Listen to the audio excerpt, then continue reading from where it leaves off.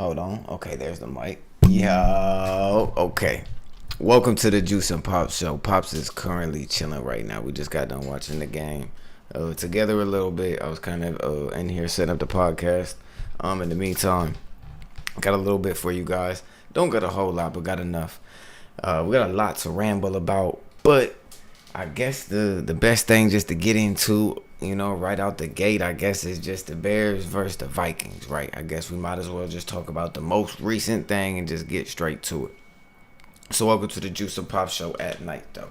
Let's talk about the Vikings versus the Bears, and we're going to talk about halftime report first, right? So this is the halftime report, but this is also the back end, and this is the end results for the game.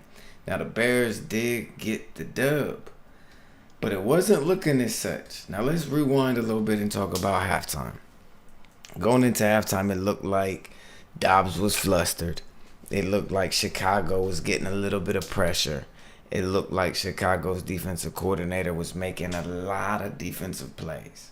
And what I mean by that is he was making a lot of good calls. It looked like Chicago had the Minnesota Vikings number just a little bit when the game was progressing, but the Chicago Bears were not putting up touchdowns. They are putting up field goals, and they're getting good possessions.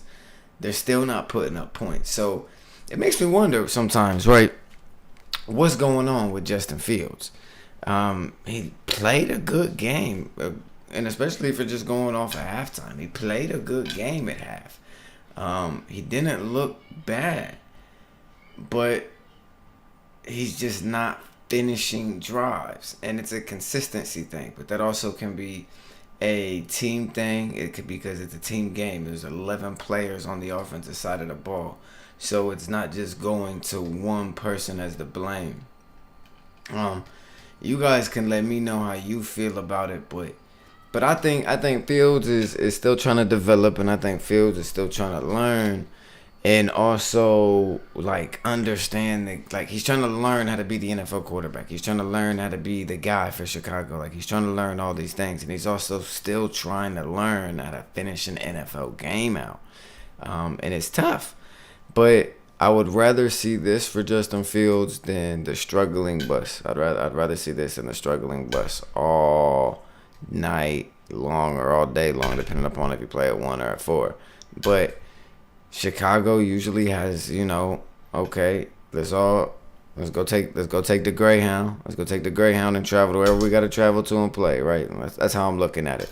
And, that Greyhound just stops at too many rest stations and too many corner stores to pick up, snacks and all of the other good stuff. But they're just not finishing drives, man. They're not getting to the destination. They're just not getting to the destination. And I don't know if it's on Fields. I don't know if it's on the offensive coordinator. I don't know if it's just because Fields has a lot more developing to do. I believe that there's good weapons there. I'm not sure why we're not getting Mooney the ball. Mooney's getting open. Mooney's being a receiver-friendly quarterback in multiple situations. So it kind of goes to question sometimes, is it Fields?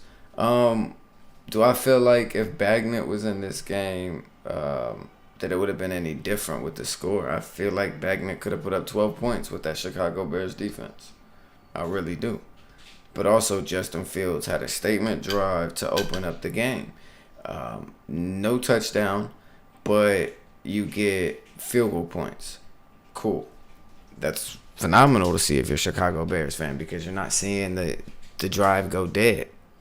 But the only thing that you're worried about is why is it a consistency of never getting to the finish line, whether it's finishing the game or whether it's closing out halves or whether it's getting into the red zone. Now, tonight they closed out the game. And they did close out the game. Shout out to Justin Fields. Good pass, stepping into the pocket, delivering it to DJ Moore over the middle. That was nice. That was nice. But also, I feel like the Minnesota Vikings shouldn't have been in that game. I truthfully feel like Minnesota should have not been in. They should have not had a chance to be in that game. And then it looked like Minnesota was about to get away with the game at the very end. So I'm over here wondering what's really going on. So at the end of the day, my question still remains: does Chicago try to figure out what they have with Justin Fields going on through the rest of the offseason this year? Or do they base it upon how this season ends? I'm not sure if there's a determining factor there for Fields. If they have no playoff possibility, does that... I mean, obviously it'll hurt him a little bit, but I'm not sure where the franchise is at with Justin Fields. I don't know if it's a guarantee. We really, really want you here, because if that's the case, then you really liked and enjoyed what you got out of Justin Fields tonight, and you finally got to see some solid progression that you've seen in other games, but you got to see a quarterback that was willing to play and a quarterback that was willing to try to make some throws rather than scramble a little too much or not make certain throws and just throw it out of bounds. He was willing to make some chances. A lot of passes sailed on him, but I wasn't disappointed with what I seen out of Justin Fields as a whole. I'm just disappointed in the fact that they can't get into the red zone, or when they get into the red zone, they can't put no touchdown on the board. And why does everything fall so flat? And why is it a consistency that the offense gets stale? No matter if it's a punt and they got it on their 20, it's a kickoff and they got it on their 25, or if it's a fumble or an interception and they get it on their 30 of the opposing team, it still manages to end up in a field goal whenever you get inside of that red zone area. So that's a consistency thing for the Chicago Bears, and they're going to have to figure that out if they want to be a playoff contention team. That's most definitely certain. Now we can talk about Dobbs. Dobbs did not have a good game. Chicago played well on defense. Chicago played well. Dobbs didn't play the best. I'm pretty sure Dobbs is going to hang his hat up on that one and say, I feel like that one's on me a little bit, especially with what type of quarterback Dobbs is. Do I believe it's fully on him? No, it's a team game, but he definitely had an impact on that game not going so well for the Minnesota Vikings. But he's a solid quarterback, and I think next week we'll have a bounce back. And I don't think they play on Thursday, because if they played on Thursday, that'd be tough to bounce back from 3 days. Yeah, no, there's no way. Nah, there's no way. And they'll probably play an afternoon game too. They more than likely won't even play it at noon. But they may. I don't know. I would have to check that out. But I don't want to ramble too much. I got a lot wrote down. I don't want to ramble too much just specifically about, this week's game. But, tonight's game. But it was also a pretty big game in all reality. Because Minnesota really needed that if they wanted Justin Jefferson to come back this season. I think Justin Jefferson now may consider sitting out a couple games just to completely know he's at 100% rather than feeling like he's at 90 to 100% and then still going out there and playing. He'll more than likely just chill for a second. But then again, on hindsight, you don't really know. You don't know. He could come. He could just come out and say, you know what? I'm trying to ball anyways. I'm trying to put up numbers for myself. I want to play the game. And he goes out there and plays. But he had a tweet that said something about stop messaging me about me selling your bets and parlays and stuff like that. I'm not playing it, or I'm not playing if I'm not healthy or something like that. I don't want to misquote him. So that's more likely than he's probably going to sit. Especially since they lost tonight. So fantasy owners, you could be aware of that as well. What else we got here? Let's see here. Is there anything key to take away from the Vikings and Bears? Let me see. Is there a playoff picture?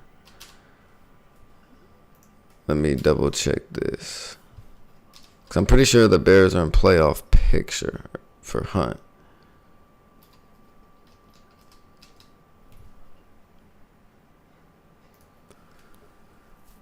Okay. So we have.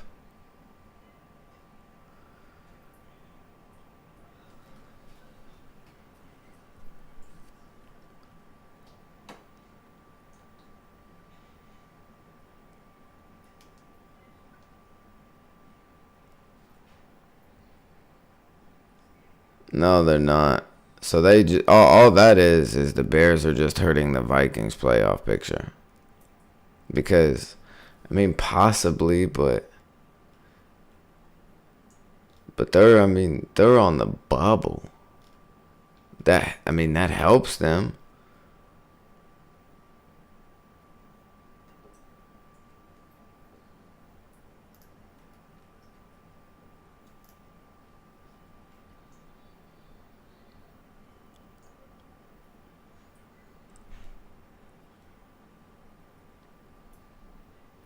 Yeah.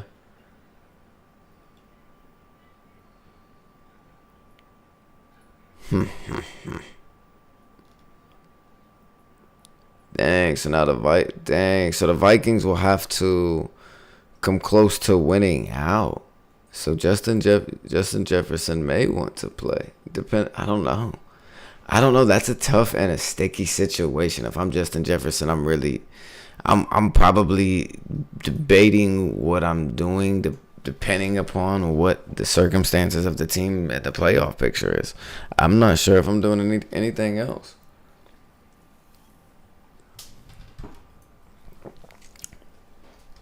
I'm I'm not sure on that. Because you got to think about it, right? If you don't play,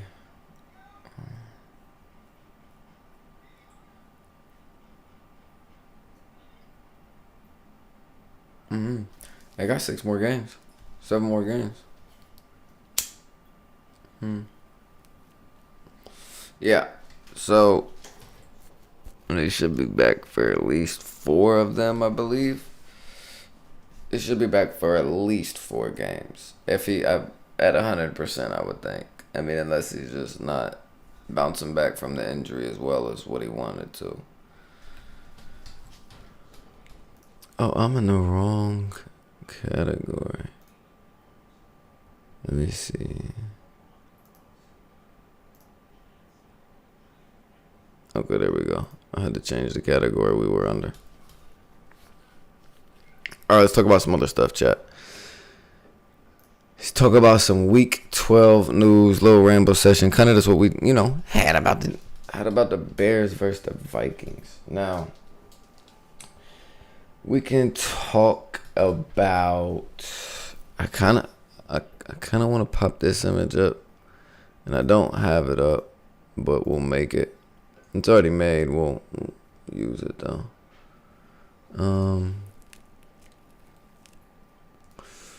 No, I guess I never saved it. I had to have. Let me see.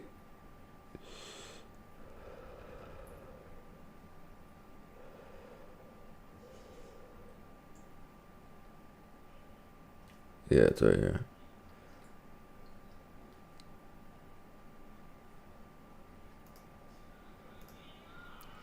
Alright, I figured as much. So, we're going to pop this little image up with it too. Man, we'll pop it up right there. So, the Saints struggle. What's the fix? What is the fix for the New Orleans Saints and how they manage majority of their struggles? Now, I'm not 100% sure on what the Saints need to do. I'm not sure if it's an offensive coordinator position that they need to change. I'm not sure if it's a scheme, because I feel like the scheme fits. I don't know if it's the quarterback position, but I feel like y'all might just be missing a solid, consistent quarterback play. I feel like you may even have the quarterback. I just feel like you're not getting the consistency of play. I feel like the Saints are really hurt from non-quarterback consistency. I feel like that is a big thing for them. They played Atlanta. Chris Olave was having a really good game. He managed to have a concussion in the third quarter, I believe. Hopefully he's okay. I don't think that's his second. I believe that's his first concussion this year. But I could be wrong. I could be saying that because it's his second. But going off of like just quick initial thought, I'm pretty sure it's his first one. Hopefully he gets healthy soon. I'm a fan of Olave. He's got a good game. He's a quarterback-friendly wide receiver. I guess it's just one of the things that I'm not the biggest fan about with Olave is but I feel like this happens to a lot of talented wide receivers. They drop the ball when they're not supposed to. And then they'll catch the ones that you're not expecting them to catch, and then they'll catch the ones that are tough. They'll catch the ones where it's perfect coverage, but it's the ones sometime where they give you everything in the route. Or they find that zone perfectly. And they so ready to boogie downfield. They drop it. And that's one of Chris Olave's problems. Chris Olave, I see you, Cruz, 1 second, and I'll read that for you. But and I appreciate you for popping into the podcast. But I feel like that's one thing that is it's like a combination for majority talented wide receivers is they drop the easy ones. And Chris Olave just drops the easy ones sometimes. If you could dial that in, he's a real quarterback friendly wide receiver. He has good hands. He attacks the high point of the ball at good times, and he plays ball well. But I don't know. I don't know if he's up there at wide receiver or if he's in that range. I'm not really sure where Olave's at, and this has nothing to do with the struggles. But this is just more kudos to Olave, and then me also trying to be a fan from the outside looking in and figure out where he's really at on the totem pole for wide receivers for himself for right now, and for the possibilities of where you can see his career going, and you can see it going pretty far, but it also depends upon the quarterback. It also depends upon the offensive scheme and everything for the rest of his career too, in my opinion, because you could have 2 bad seasons with no quarterback play or something like that, and it's bad news for your stats and how people will view you, especially for Hall of Fame. But let me take a quick little intermission and read what Cruz Garcia said. Lamar, Gibbs, Pollard, Kyron, Diggs, CD, Tank, bench. Would you stay put for depth at running back and wide receiver, or try to package them and move off Lamar for a better quarterback? Depends on what your record is, Cruz. Hey man, how you doing? Sorry, I was traveling back to college.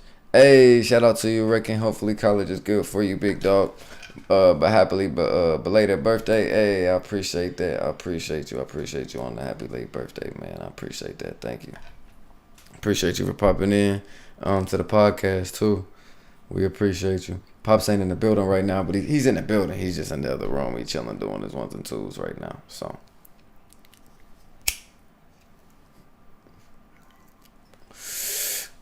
But depending upon your record, Cruz, and then my reply would be, if you're in a good position to where you're comfortable, stay put.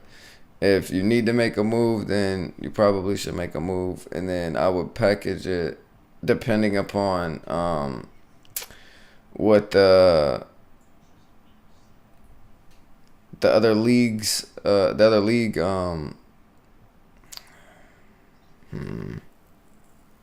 How can I word this to you to make it easy? I lost 132. Dang, how'd you lose 130? But dang, how'd you lose 130? What you mean? But I don't know.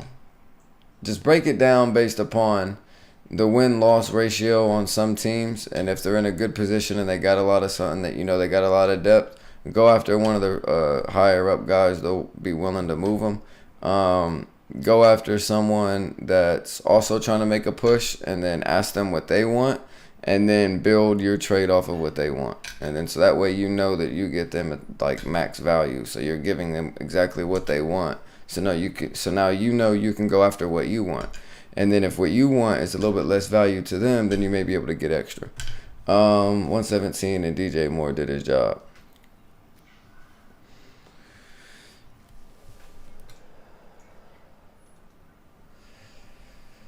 Oh, you lost 130 to 117, and DJ Moore did his job. Yeah, DJ Moore definitely had a good game. He had what, 11 for. We just got done talking about the Vikings game. He had what, 11 for,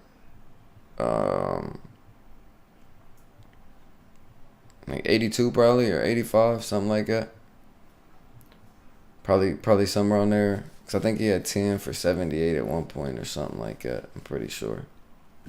I could be wrong though. But yeah, Cruz, that's what I do with yours. And damn, that's tough that you lost. I took my first L this week too, Reckon. I'm 11-1 now.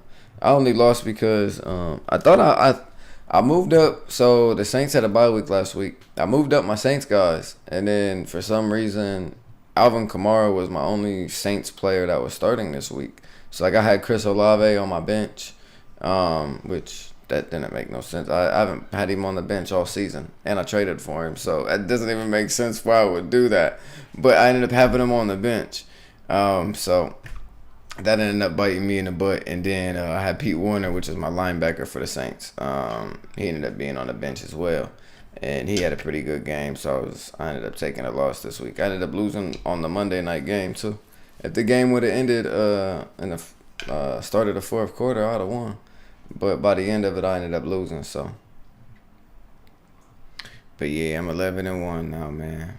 Off of my own shit, but I should be 12-0. I still feel like I'm 12-0. I'm just mad that I lost because I don't know. I could have swore I moved my dude up. I moved my other dude up too, and I done another thing in the league too. Made a change for someone else that needed a change made. Yeah, I could have swore I had him in, but I guess I didn't. I don't know. So I'm pooky about my loss.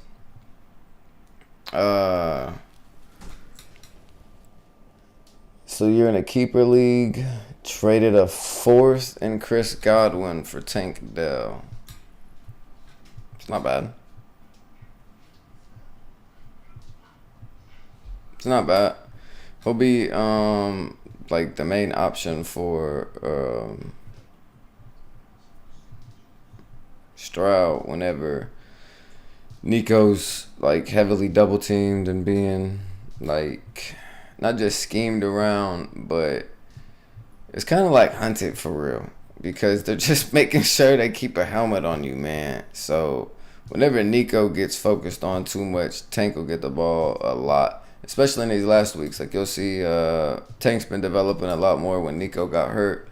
And then he develops a little bit more, even with Nico being hurt again, and then Noah Brown performing well. He still had a really big game. Then he comes back and has a good game after that. So now he's kind of blossoming into a solid wide receiver. He's a solid 2. Never could really be a 1. Yeah, it'd be tough for him. Because he's not like Steve Smith Sr. Like, he doesn't do Steve Smith Sr. like physicality shit. So it'd be really hard for him to be a 1. But he could stay a 2. And he could stay a 3. On the Houston roster for the next 2 to 3 years. At least. And be like pretty productive. I just use him for my third flex. Yeah, your guys' fantasy rosters are crazy to me. I mean, but mine's also crazy to you guys probably because I use defensive players. And touchdowns don't mean shit in our league, so it makes it like completely different. I just read that. Fields mixing Kamara Jones. Yeah, picking up Kamara was solid, bro. I told you picking up Kamara would be solid. Did he get a touchdown for you last week? I can't remember. I don't think so, did he? I don't think he got a touchdown for you last week.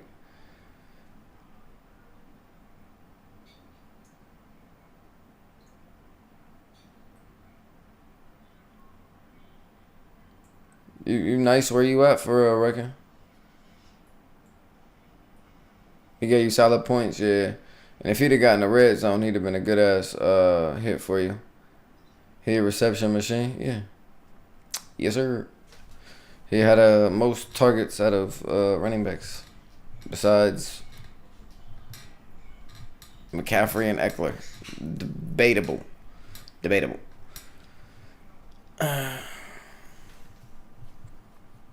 But it also just depends upon what the Saints are doing and how the Saints are performing as well. So.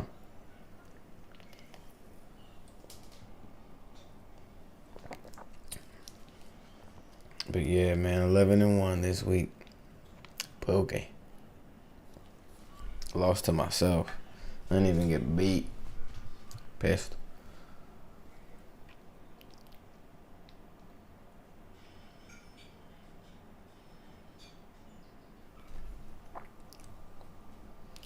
Nah, Puka. I think Puka in the playoff picture for fantasy teams. I think Puka would be a solid pickup. I think Puka would be nice in the playoff range. But that's just my personal opinion. And then Mixon, I'm cool on that though. I'm cool on Mixon and I'm cool on Aaron Jones. I know a lot of people I would pick them up in the draft super undervalued. So my value line for them versus just other players in general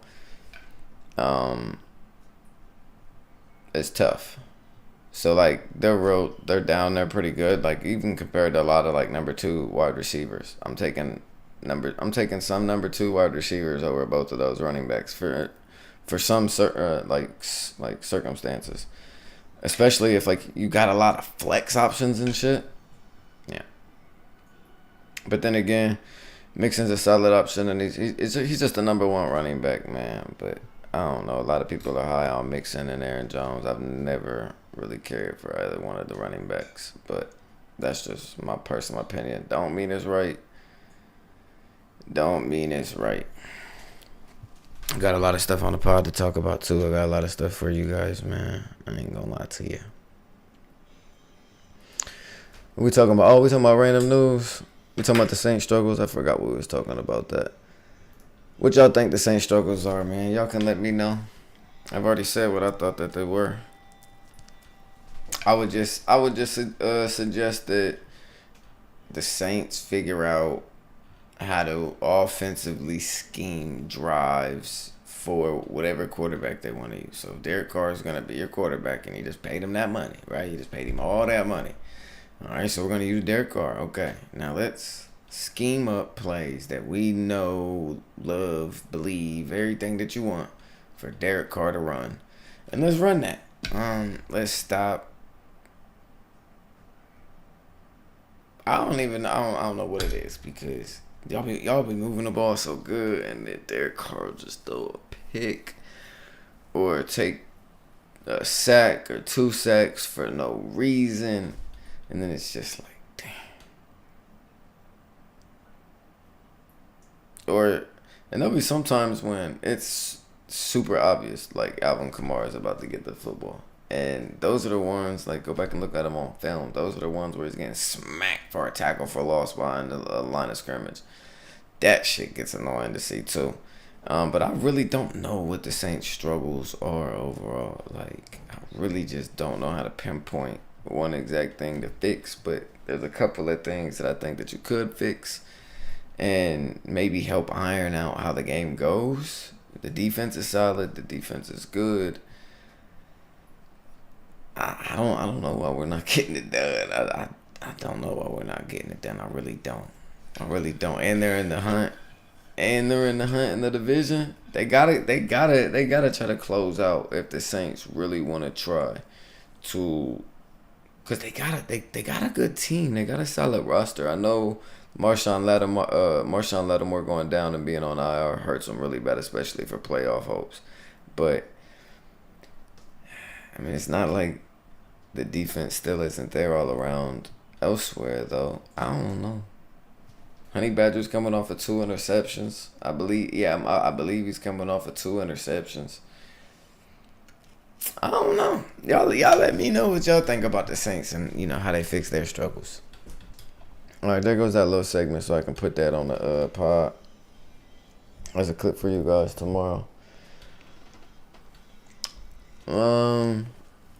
Kyler Pollard.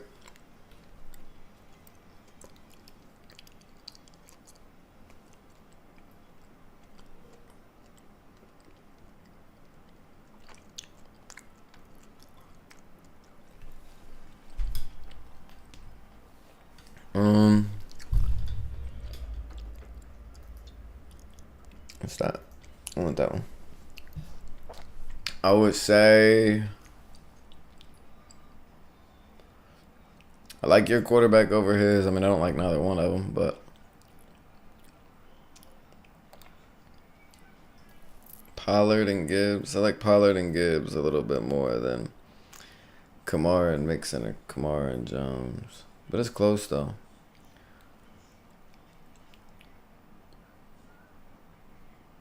I like Nico over Deontay Johnson, and I like Puka over Elijah Moore, either or, whichever way you want to do that.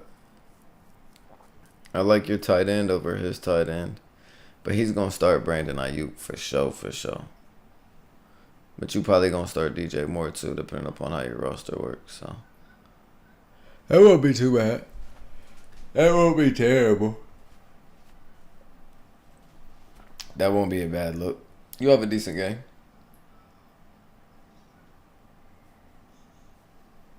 Stafford, Kamara, Mixon, Nico, Puka, Pitts.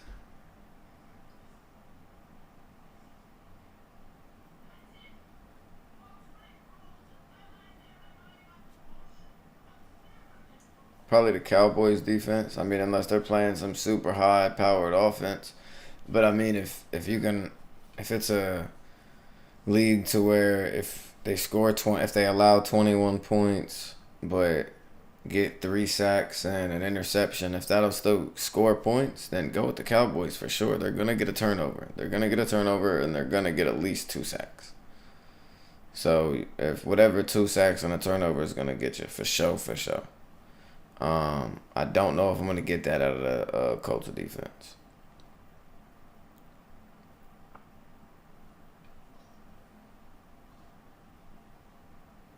Colts playing the Titans.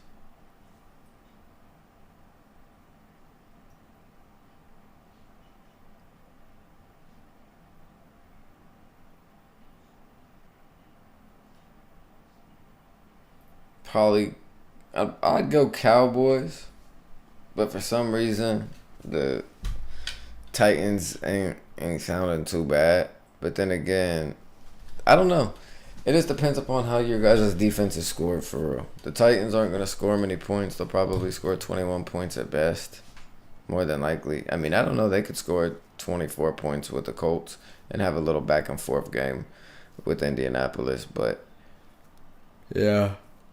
It just depends how the scoring is on defense. I have zero research on that. I've done none. No clue, gang. No clue on that one. I ain't gonna lie to you.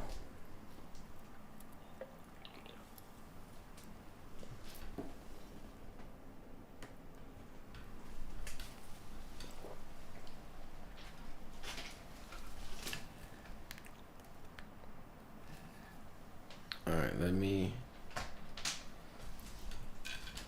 hit this FT once or twice, and then we're gonna go to the next segment.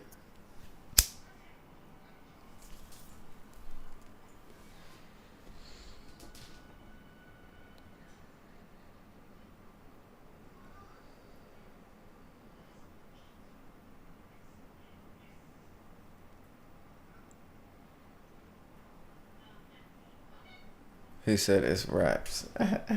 They praying on your downfall. Many, man. Man. Wish on me, dog. I don't cry no more. Don't look to the sky no more. Have mercy on me. You feel me? Yeah, people was praying on my downfall. They wanted me to lose a game. Lost the game to my damn self. I'm Pookie. Pop Smoke is fire. That's actually 50 Cent. Pop Smoke just remixed it. He done a remix to it. That's cool that you know it from the Pop Smoke version though. Shout out to Pop Smoke and RP to Pop Smoke. I never really listened to his music too much before he died. So, I never really did no reactions to him on the main channel, but we'll have to do something. Yeah, 50 did, man. You don't gotta be sorry, you good. Shit, you heard the Pop Smoke version. There ain't nothing wrong with that at all. Shoot, that's why 50 Cent allowed him to do a remix. He want other people to know it's from him, because then that's gonna raise a question, or eventually, more than likely, they're gonna find out that it's from 50 Cent, and then 50 Cent's gonna get a play, and then they're gonna say, oh, that's the whole song. Oh, that's fire too. So, nah, he was on the rise for sure, for sure. I gotta make my Steelers rant, man. I got to. I really got a lot to talk about. I wanna. Should I pop up some clips? Should I pop up a couple of clips on stream and watch with you guys?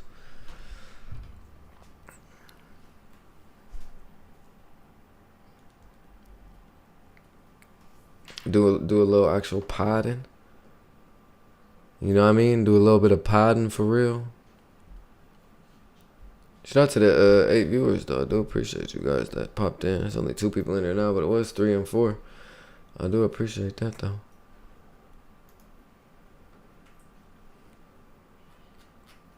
And if I wanted it to be like a fantasy thing, I would reply to you guys instantly to keep other people in here. But I'm trying to run this as a podcast too. Eventually, I won't reply to no comments, and I'll just go to the comment section and read some comments and stuff like that, or just read the donations and stuff where the people ask questions and stuff like that, and then just add them into the podcast show.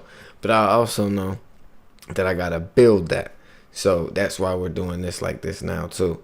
And I like doing the fantasy stuff with you guys too, but I want to separate that into like different shows and stuff, and do like a different 30-minute show for that. But have a whole show to where it's put out, wrote down like how I got it right now, right? Like this all wrote down what I'm doing for the week 12, and I got everything punched in.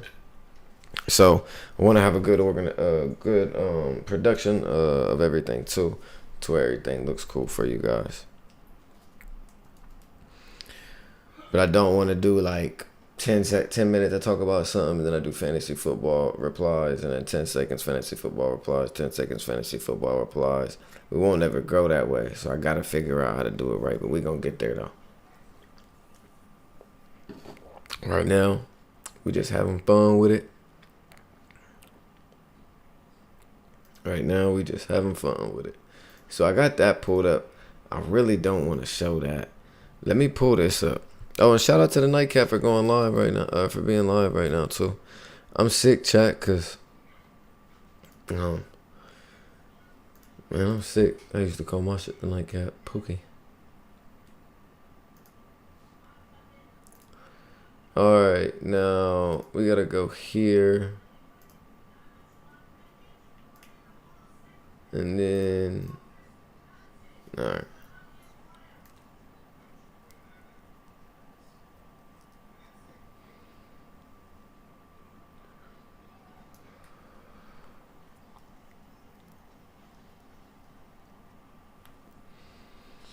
Yeah, for sure, for sure. And then you just trade Puka, Nico, and Jones for like Travis Kelce and something little on the bench.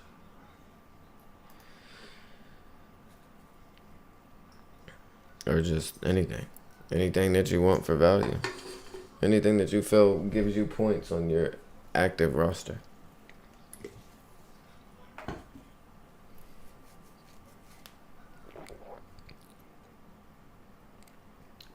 Okay, so this is from, what timestamp did I have for this? Oh, I got this timestamp, chat. Oh, it's over here, I think. Yeah, all right. Let's do this.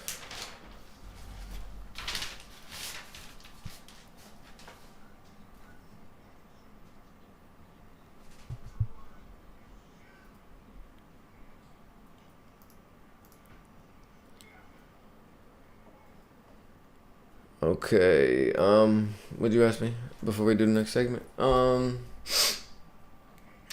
which are the two guys to put in a package and trade for you think is the weakest link between the two receivers I know. We can talk about that after, but I mean, it really don't matter too much right now because you're still waiting on Jeddah. Excuse me. You're still waiting, so like that's just what I do, and I'd be driving myself crazy. You'll figure out. It just depends. I mean, if Nico and Puka have back-to-back good weeks, right? I mean, back-to-back good weeks on top of performing how they're already performing, and they have even better back-to-back weeks, it just gives them more value for whoever you want to trade.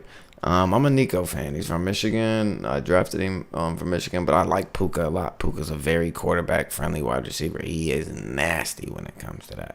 So you take your pick there. I mean, you literally take your pick. And then Jones and Mixon, both the same style. You take your pick, but I'd probably take Mixon because Jones has been hurt this year. So I'd probably give up Jones. But that's just my opinion.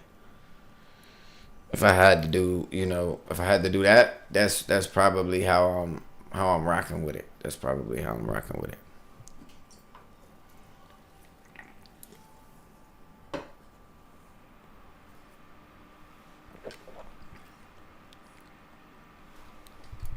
All right.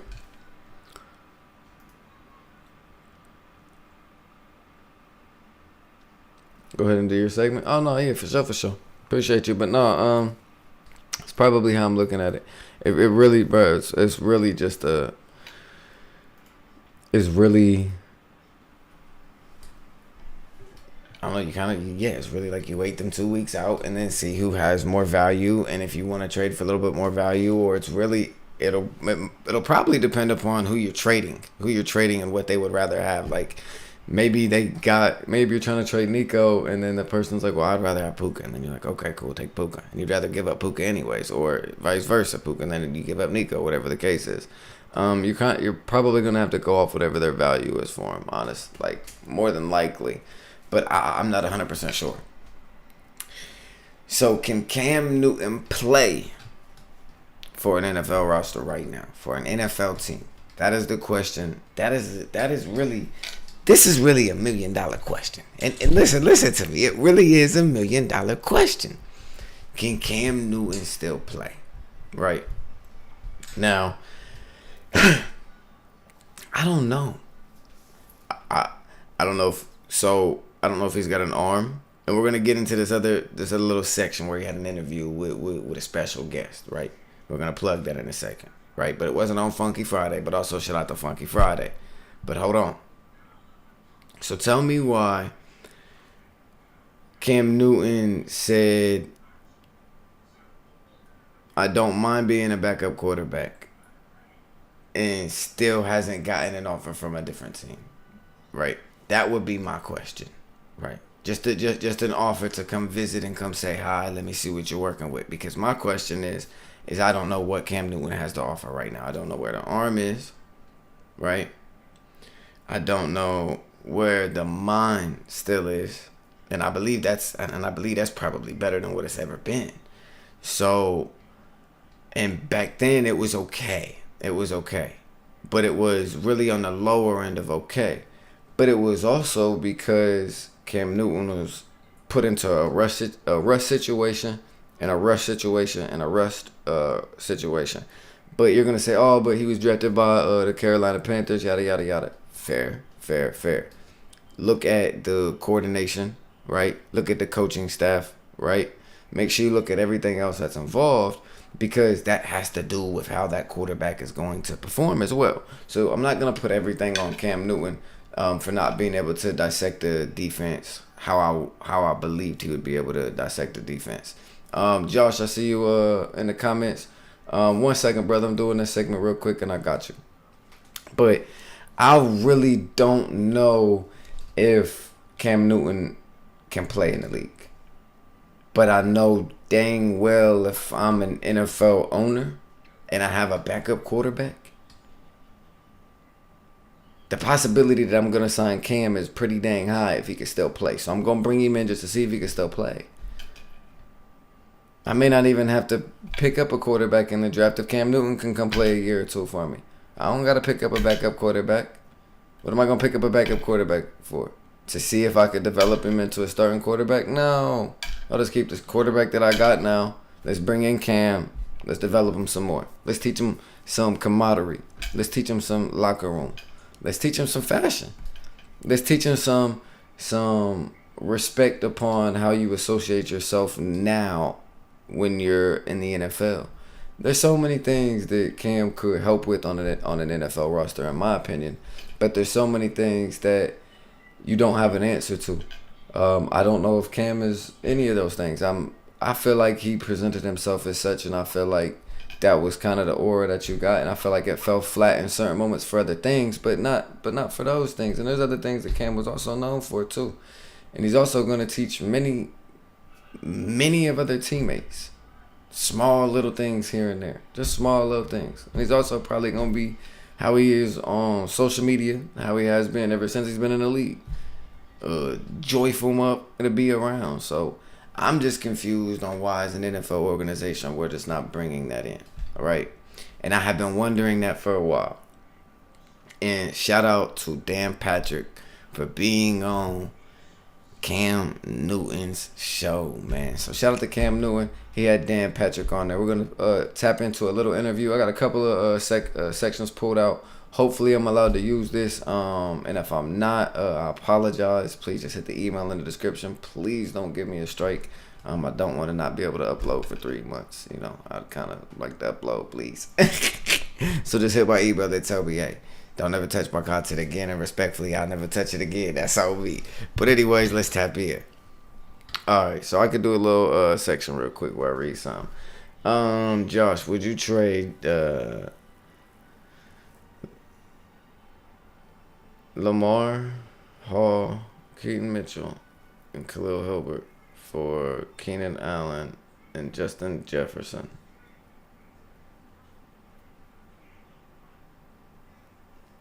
Oh, Jamar, not Lamar. You talking about Jamar Chase and Breece Hall and Keaton Mitchell and Khalil Herbert for Keenan Allen and Justin Jefferson?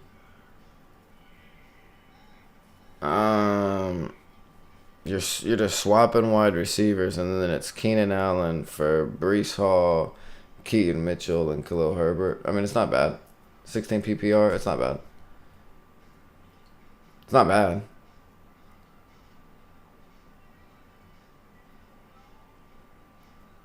It's not bad, but with your roster, I'd keep my running back. Getting 2 wide receivers and not having the running back help doesn't help me none, but that's also on you. Jamar Chase and Khalil Herbert for Justin Jefferson. I mean, that's fine. If you want to give that up, I'm cool with Jamar Chase, though. Wait, I know the Eckler owner is not happy with him right now, and Judy is in his flex. You think Puka and Jones for Eckler and Judy is worth it? Yeah, but you're losing. You're winning in Eckler and you're losing in Jared Judy. Big, but I mean, that's on you, gang. That's on you, gang. I'll get back to this after we tap back into this segment. Okay. Now, let me pull this up for you guys. Let's jump back into it. So this is Cam Newton. And I'm going to turn on the audio for you guys. And he's on Cam Newton, right? This is, that's his YouTube channel. So make sure you just type in Cam Newton and go subscribe to Cam Newton. Go check out everything he got going on, man. He got a lot going on. Listen, he's got a lot going on over there. I want to get both of them in here on this.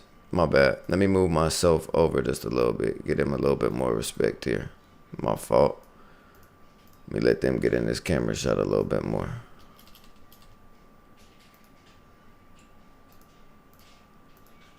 It's this one, right? Yeah.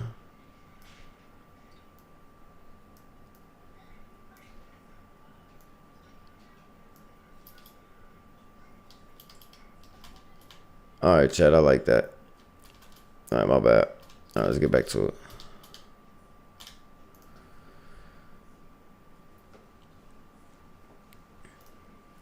So this is Cam Newton with Dan Patrick on 4th and 1.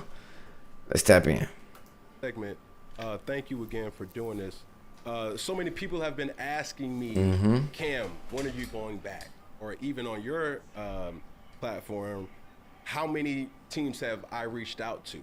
And my last question for you, Mr. Dan Patrick, as a GM per se, what would you think the reason why Cam Newton is not on an NFL team? Shoot me straight, as you just said. Wait, you just went third person. That would make me nervous as a GM that you're going to go third person with me. Okay. So look. When I seen this, right? I thought, nah, Karen, hold on. Let me re-listen. So I re-listened to it instantly. If you re-listen to it, Cam Newton he was just trying to set the question up properly and trying to build the question up. But I also understood where Dan Patrick was coming from when he said, well, you just want a third person on me. I want it like that. So that's why Cam Newton's face has this expression like, okay.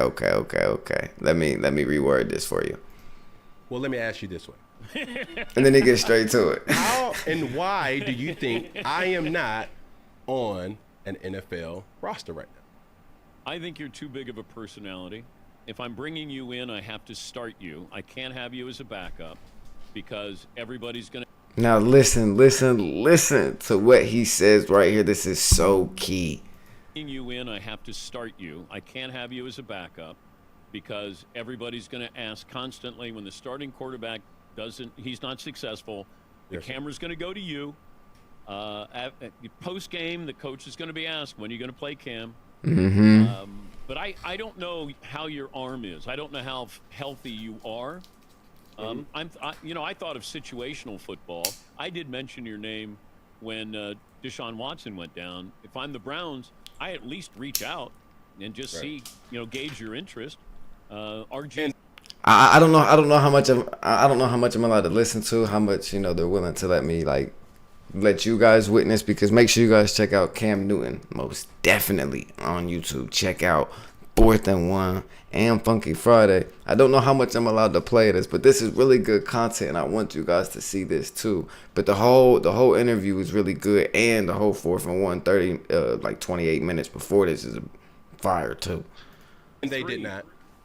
But anyways, the Browns did not get back with him. You heard from a team. What team did you get up with him? It was small talk. It was the Panthers trying to get me back. Okay, so now they talk about the Panthers trying to get him back. Now Cam Newton goes on to elaborate about, go tap in and you can find out. But they also had another small section on here where Dan Patrick asked Cam Newton a question, and I want to get into that as well. But before we get into that, I would say Dan Patrick had some really good points. Cam Newton is a huge personality. That's hard to bring into the organization because he may be a bigger social media network push than what you are as my starting quarterback. So now what happens when he's selling a bunch of jerseys and then you have to push him on social media just as much as a starting quarterback, if not more? And then that could cause friction. So there's little things like that I never thought about that. But when Dan Patrick brought it up, it was kind of like, dang, it sunk in a lot of different ways on how an organization could not want to bring in Cam Newton.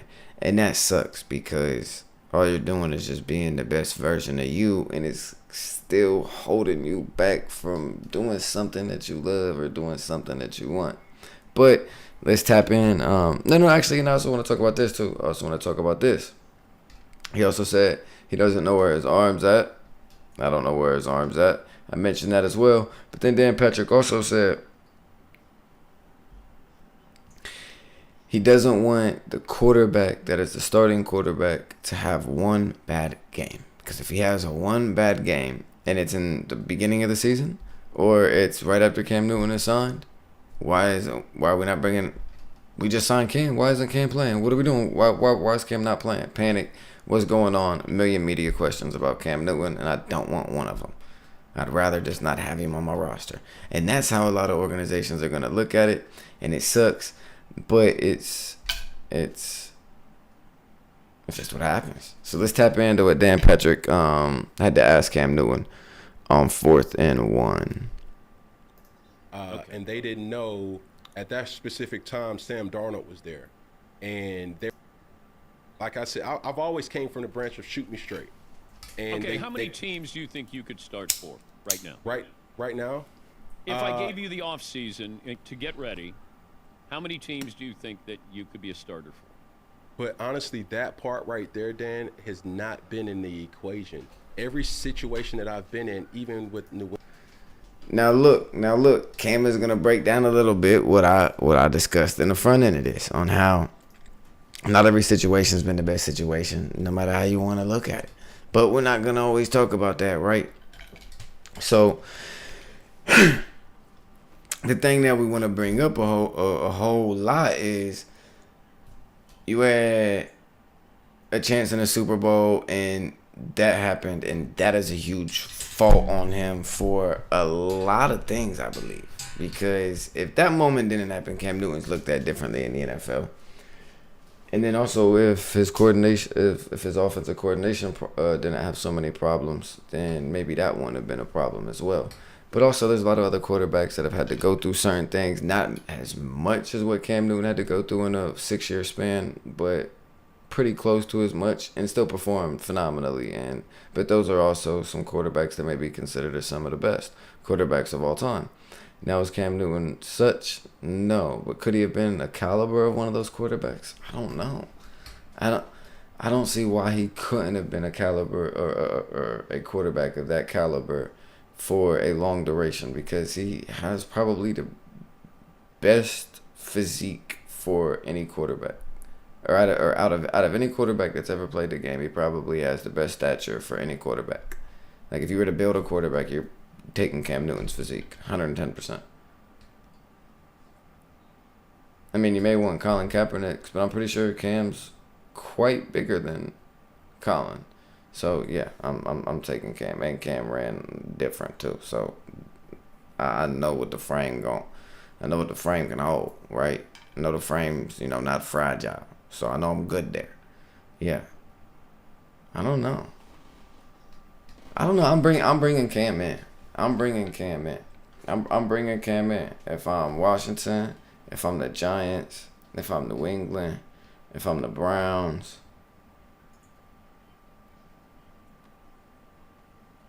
I damn near want to bring him in at Pittsburgh. Where else we bringing him into? I mean, that's a handful right there. That's enough. That's enough. I shouldn't even have to do no more. That's enough. What are we doing? Anyways, let's tap back into what Dan Patrick had to say. New England and going back to Carolina. Hold on, let me get to it. He never taken away to Patrick Mahomes. I can the job. Hold on. I've been in messed up situations, so me coming and having you an off season though, Cam. Correct. Appreciate you, you giving me an off season. Could you start for?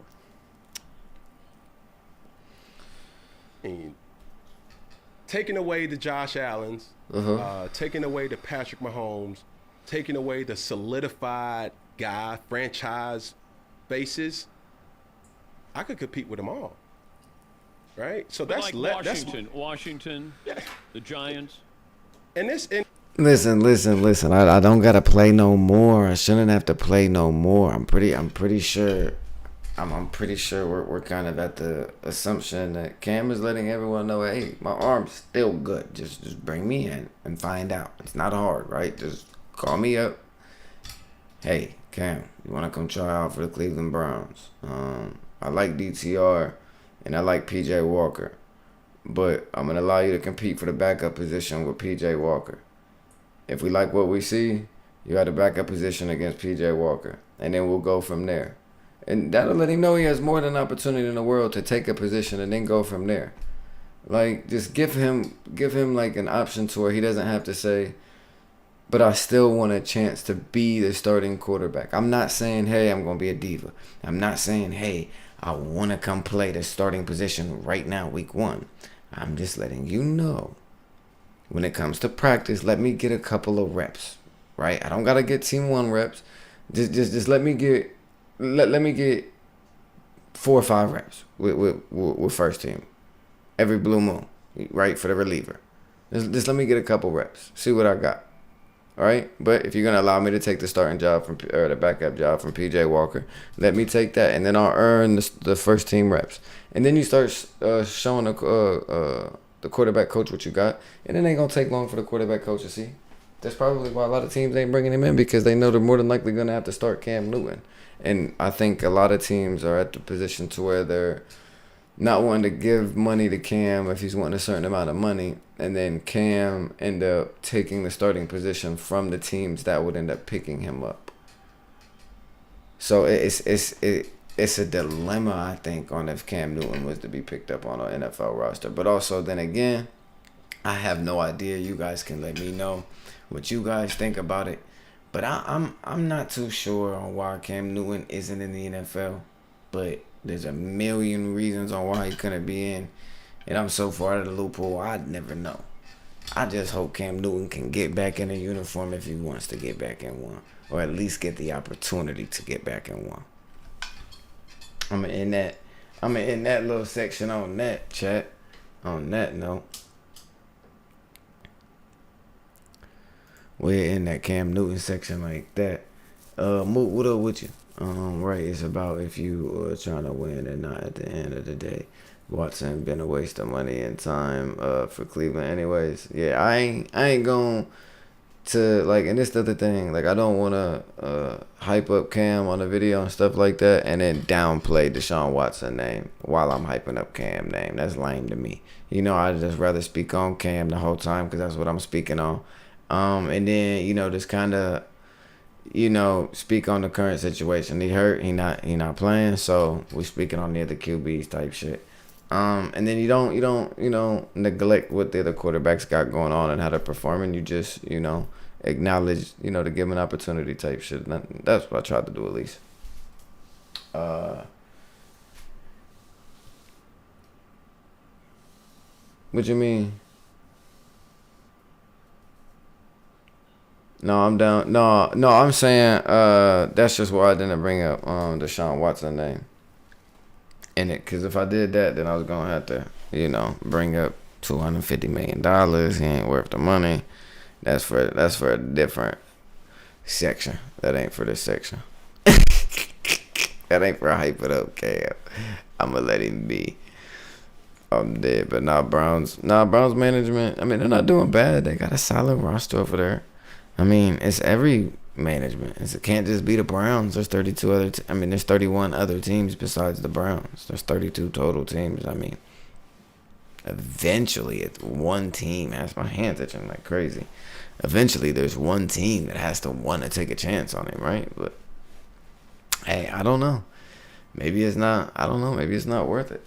I don't know.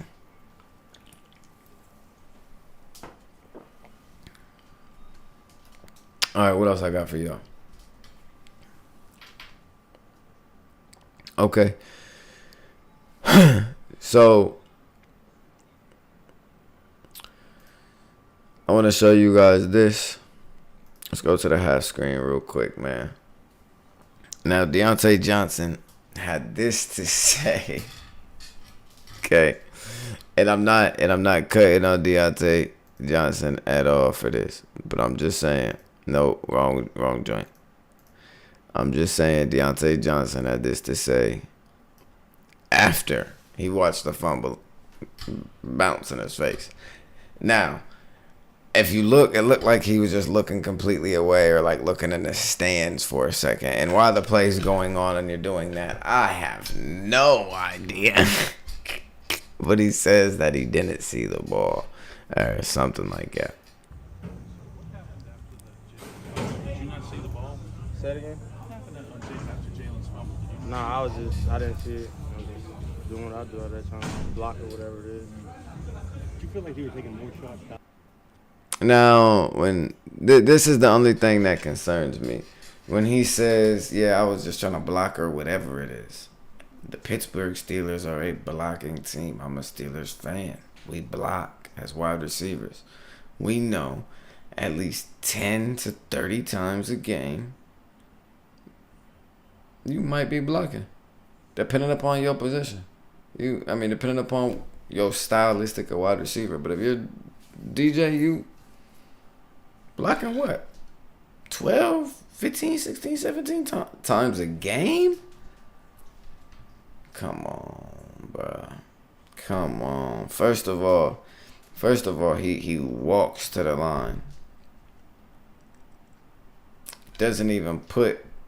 Then he walks to the DB. Doesn't even put his hands on the DB. Makes no effort for the play. Sees the ball bounce. Not even caring if it's alive or a dead ball. Just assuming it's a dead ball. Allowing anyone else to pick it up. Just in case. You're not even going to try to jump on the ball. Yeah, I'm cool on that. And then slowly walk off to the sidelines. Oh, man. That's tough. That's tough. I'm kind of sad. Because I like Deontay Johnson. I like Deontay Johnson a lot. And I really didn't want to get into this section, but I kind of got to get into my little ramble session about the Steelers, right? We got to ramble about them now. I don't think we trade, Deontay Johnson, but I'm not opposed to it. If I feel like if a player wants out, figure out if there's a way we can wiggle around with the contract that we got with him, and figure out if there's a way that we can wiggle it out and make something happen, either with a trade or however we can get it done and make it beneficial for both sides, but especially for the organization, because they're going to want it definitely on their side. So you got to make sure you get that done. Now, am I going to blame... Hold on, chat. What am I in? Oh, okay. Now, am I going to blame Deontay Johnson for not getting touchdown passes? Nah. He's dropped a couple touchdowns for sure. That's definitely the thing that he's done. Drops touchdowns. But he's also open a lot. Like, he was open 2 plays in a row. But it was obvious they was trying to get him the ball anyways. And then one just sailed on Kenny Pickett. And it's just like, come on, drop that right in the bucket for me. Right up, but gets tipped at the line. Then there was another play wide open. Don't get him the ball. So it's not all on Deontay Johnson or anything like that. But I'm just saying, if a player wants to get out, I'm cool with it. Let me see if I can figure a way to get him out of there. And I'm a Steelers fan at that, and I really want to see him to go. Like, I really want to. I'm trying to think of the value I could get back for him, and I feel like it's just gonna be a draft pick that I'm not wanting. I feel like I want a player in return. There's sometimes when you do a trade, you want a player in return, even if you're getting draft picks, unless you're getting a crazy good draft pick. Other than that, sometimes you kind of want that player in return too, because you don't know what that pick gonna be. You just don't know. You don't know what that pick gonna be, whether it's the first pick or the last pick. You don't know. Shoot. There'd be a lot of, if you could fast forward in the draft 6 months in and then go back, the whole draft would be different. The whole draft, you may get 10 picks that would be the same throughout the first 5-6 rounds. Maybe it'd be the whole 7-round draft, and you probably would get 10, maybe 20 total picks that would stay the same. But other than that, everybody's gonna change up their picks. Man, you never know who to take for real. You gotta guess. You go with it. So I'm probably cool with keeping him on the roster, but I'm not opposed to in the off season figuring something out if he wants to get up out of there. But I would prefer to keep him on a roster if we can figure that out too. But I'm not sure why he's so unhappy. I get it that there's been struggles. He also helped Canada get up out of there. So that was cool. Appreciate the rant on that. So can't get too mad at the rant, right? That's how it goes. So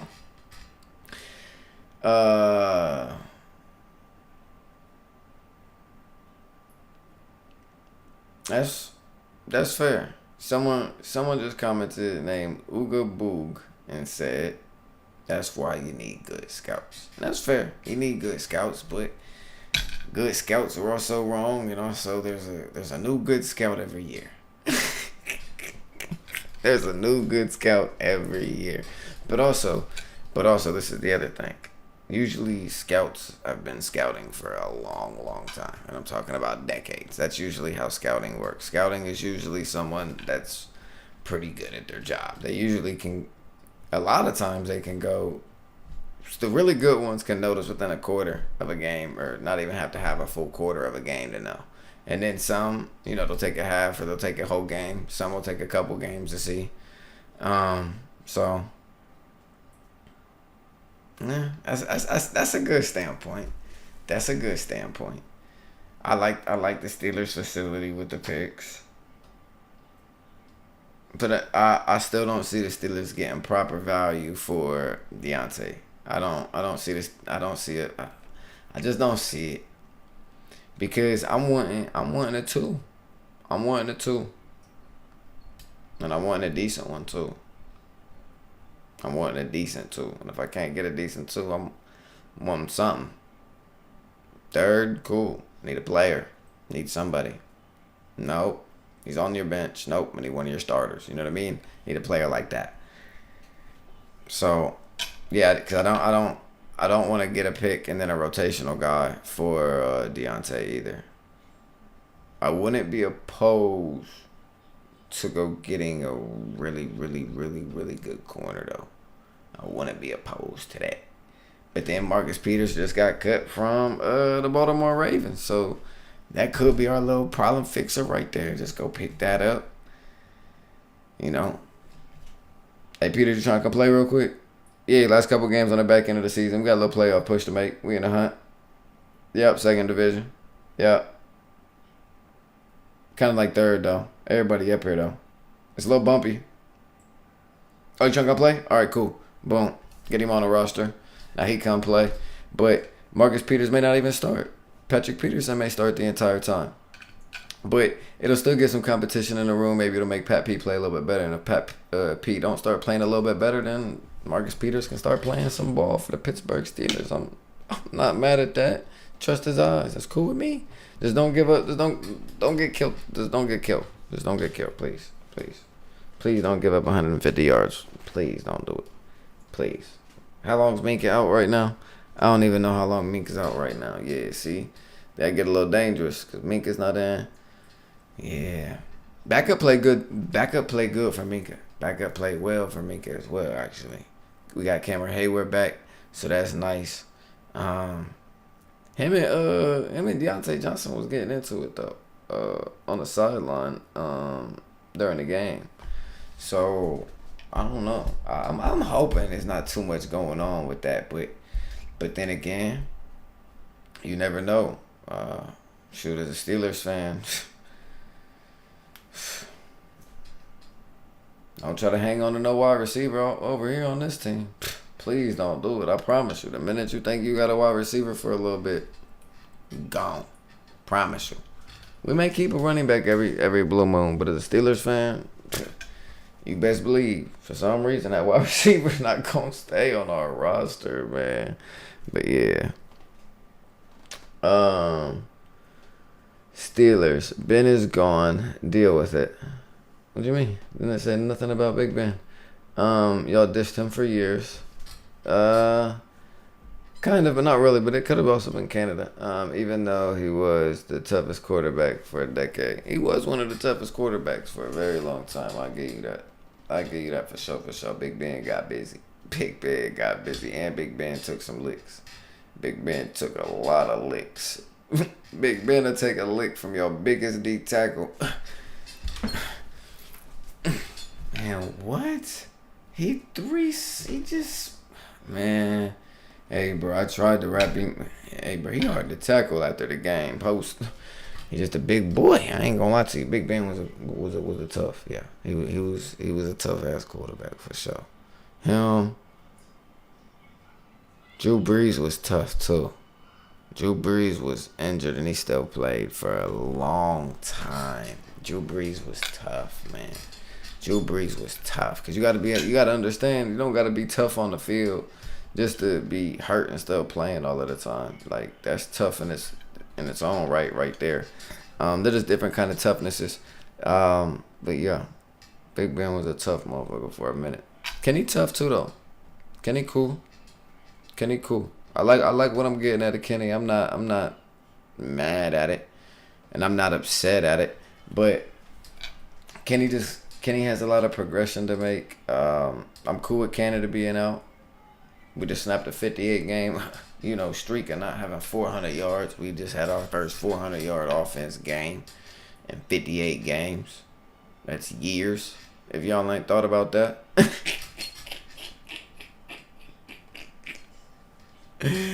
I feel like I'm going back to when AB and Le'Veon was on the squad, man. That's tough to say that out loud. But anyways, we got a little bit of the news, man. So, I mean, I could rant on and on about the Steelers. I mean, not on and on, but I could give y'all a little bit more tip facts. Let me give y'all this a little bit more info, man. Since Canada was out, I got something down on the paper for y'all. I know I got something. What I got? Where is it? Najee Harris had 15 carries for 99 yards and a touchdown. He ain't have no receptions he ain't even have a target. I think Warren had like 3 catches for like 14 or 17 yards or something like that. Something real low and minimal. I mean, I'd rather get that opportunity to Najee, but I mean, that's just on me. Najee finally playing some decent football. He played good football the week before that, but starting to turn into gear a little bit, and this is when you want Najee to play good. I mean, you want Najee to play good all season, if I'm being honest, but I'm not mad if he starts turning them wheels just a little bit better in the playoffs. Like, I'm good with it. So, Najee, if you want to keep on turning them wheels for me, big dog, go ahead, keep doing your thing. If Canada being out helps you out, I hope it keeps helping you then. What else I have on the Steelers game, man? Since he was up at half, too, they blew the game for themselves because they had a solid scheme that was going, and it felt like the game script was going well for Cincinnati, for how Cincinnati was supposed to win against a AFC North competitor, the rivalry divisional game. And then Pittsburgh just came out in the second half, and it looked like it looked like we were struggling still. It still looked like it wasn't fluid, but it looked way better than it's looked for majority of the season. It kind of looked how the end of the Raiders drive looked on the game-winning drive. It looked how a couple other drives in the season looked, but it looked okay. But it looked okay for a half, right? And maybe even 3/4. So I'm not mad at that. I'm good at it. I'm good with the progression that I'm getting. Had something else on the game too. No, that's really it for real. That's really it on the Steelers game. I really ain't got too much. Yeah, I really ain't got too much on that. Yep.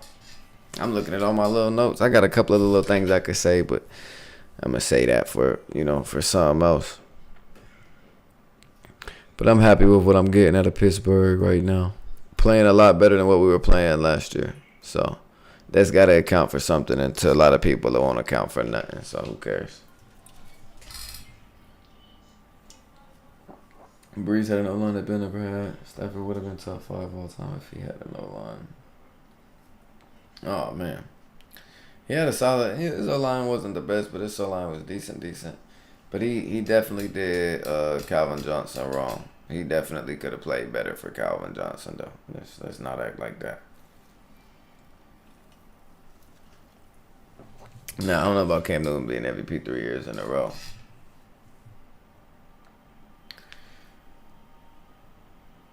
And Big Ben is the most underrated quarterback in history. Them are all fair assessments, though.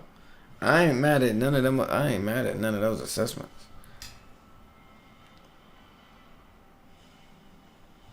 I don't know if Big Ben...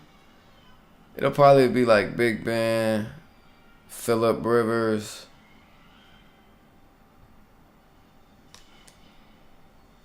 probably like quarterbacks like that. That'll probably like stay underrated for real. for a while. Like, I don't know why. They'll probably just stay underrated quarterbacks. But damn, Cam getting 3. Randall Cunningham. I thought about that name, but his seasons weren't all that. He had a I think like a 2 or 3 year stretch, but other than that, it was just okay. So I don't think I'd really put Randall Cunningham in there. But that's just me. But I also never watched Randall Cunningham play live, so on TV like that. So I also couldn't tell you. All right, what else I got, man? Let's see here. This will work. All right, bang. Let's hop into some more news real quick. It's a team game. What the shit? No, it's definitely a team game. But I mean, I'm not gonna go rewatch all of his games because no disrespect to Randall Cunningham, I just don't want to go rewatch all of Randall Cunningham's games. Like I went back and rewatched Mike Vick's games. I went back and watched like other players, but I'm not gonna go back and rewatch everybody's games. I mean, that takes forever, man. That'd take me fucking forever to go find out who was really selling. So you just kind of got to go based upon opinions, based upon what everyone else says, and then you look at the stats, and then you try to get your best opinion based upon the stats and the opinions that you've heard upon other people and watching videos and shit. And when I base all of that together, solid. I want to put him as like a most underrated QB though. It was just a statement, not asking you to. Oh, I was just replying. I was just trying to be nice. Smiley face. You dig me? All right. So a little bit of ramble session, man. So Bijan Robinson, he ran well in the Saints game. Now he had 16 carries for 91 yards and a tutty, 3 catches for 32 and a tutty, 2 touchdowns on the evening. He's playing. He's playing like the running back that y'all want him to. He's not showing like crazy flashes that everyone expects to happen. Like, but that's not always what happens. Like sometimes it's not that easy to just make shit look real cool on camera. Sometimes a 10-yard run that looks cool is just a 10-yard run that looks cool. That ain't gotta look crazy good and be something extravagant to be worth the pick that he was in the draft, right? So for a first round running back and a high pick in the draft, he's definitely playing the part. I would be happy with what I'm getting out of from Bijan Robinson, most definitely. And also you give a lot of reps to Tyler Algier. Other little statement I wanted to make, man. Kamara's only had 2 games with less than 30 receiving yards. So shout out to Alvin Kamara for being a receiving running back, man, and staying consistent with it for his entire career. Like his whole career, he's just been that guy, right? I'm gonna go grab me some passes, and I'm gonna be able to run between the tackles when you need me to. And he's still rushing for on average about 52 yards a game. So he's still toting the pill a little bit. So he's averaging about 80 yards on, the average a game, touching the ball anywhere between probably 12 to 22 times. Just depends upon how many catches he gets. Good output. I'd like to see less, hey, I'm showing you that I'm giving the ball to Alvin Kamara before I do it. I'd like to see a little bit less of that because I get a lot of that. I get a lot of, hey, it's about to go to Alvin Kamara before it happens. A little bit less of that. And then a little bit more consistency on that offensive side for the Saints. And they'll be moving real nice. I want to give 2 shout-outs, man. Actually, I was going to put this on a different blooper, but we'll put this here. Shout out to 2 safeties, man, getting it done in big moments of the game. Jesse Bates for Atlanta had 12 tackles. To go with that, he had a pick 6. Crazy ball game for Jesse Bates. And then shout out to Javon Holland for helping seal the deal with the pick 6, man. That was tough. 99-yard interception to the crib. Shout out to Javon Holland. He's from Oregon. I've been a fan of him for a nice little minute. liking what I'm seeing. I said he could possibly be like a small version of like what Ed Reed was, but he's not an Ed Reed, but he has good ball skills like Ed Reed and certain little characteristics. And I'm like, I believe he could play solid football in the league. And just a little guess that I got. I'm wrong on him all the time. And I'll be damned. Javon Holland, every bit of what you would have thought he was coming out of the draft and some. So shout out to Javon Holland and Jesse Bates dealing with the franchise tag with Cincinnati. They're not wanting to give you the money. You already knowing that, and then still getting your money in Atlanta. And then usually when you get your money, now you know they watching, you're seeing if you're performing, and now you're performing dang near just as good, if not better than what you've ever performed, and you getting the money. So what's the issue? They should have kept you over there, and they'd probably be playing better with Daxton Hill. So, but that's something we not gonna talk about it. Good work, Jesse. What else I got here on this list for y'all, man? I got a couple other little things. Oh yeah. I want to talk about this. So not Jesse Bates, damn. Alan Lazard was a healthy scratch for the Jets, man. Talk to me. So he's getting a lot of money to not play. I'm not healthy scratching someone that I'm giving all that money to. That's not happening. I don't care how bad the quarterback play is. I don't care how bad the offensive line play is. I'm paying you all that money. You gonna play. I'm not gonna healthy scratch you. So are we trying to say that there's something going on with Garrett Wilson? Are we trying to say that, not Garrett Wilson, Alan Lazard, because like Garrett Wilson is the younger receiver, and usually you would see that happen with the younger receiver, not the receiver that just got signed on a contract, unless something's going on. So that makes me have just a little bit of confusion right there, a little bit of worry. If I'm the Jets, I'm kind of, hey, what's going on with that? I'm kind of checking probably every day, maybe even twice if I'm a huge fan, just to see if I get any news about that, because, hey, it's my most expensive wide receiver on the team. I kind of want to know if he's not playing, and then if he's not playing, I kind of like to know why. Like, at least let me know personal reasons and just put that there. You don't even got to put nothing with it. Just say personal reasons. Oh, cool. I'm not mad at you. Okay. He's got personal shit going on. That's cool. At least put something there. Healthy scratch is that's tough. That's tough. I don't know what's going on. I'm hurt with that. I want to talk about something else randomly. Jalen Hyatt has, and he's a rookie wide receiver for the New York Jets. He has 17 catches on 28 attempts for 330 yards. He's averaging 19.4 yards a catch. Why we're not giving him the ball more, I have no clue. Why there was just a poll taken on a survey from all of the NFL players and that wanted to take it. And then they took the survey and it was all anonymous. And the worst field voted by everyone in the league was the New York Giants. Why? Because of the turf. I feel bad for Sterling Shepard. He does nothing but get hurt after get hurt after get hurt after get hurt after get hurt on that field. Does nothing but get hurt. And he'd probably love to play anywhere else. But he's so dang talented, they're not letting his ass go nowhere because they know they're not going to get the value for him and they know he's too good. Now they don't even use him, so I don't know why they just don't trade him and let him go somewhere else. If I'm Sterling Shepard, I'm probably trying to get up out of there because I know I'm still a talented wide receiver, especially at the slot, and I can get busy. But I just am unable to move how I want to move on this field. And I have been handicapped my entire career.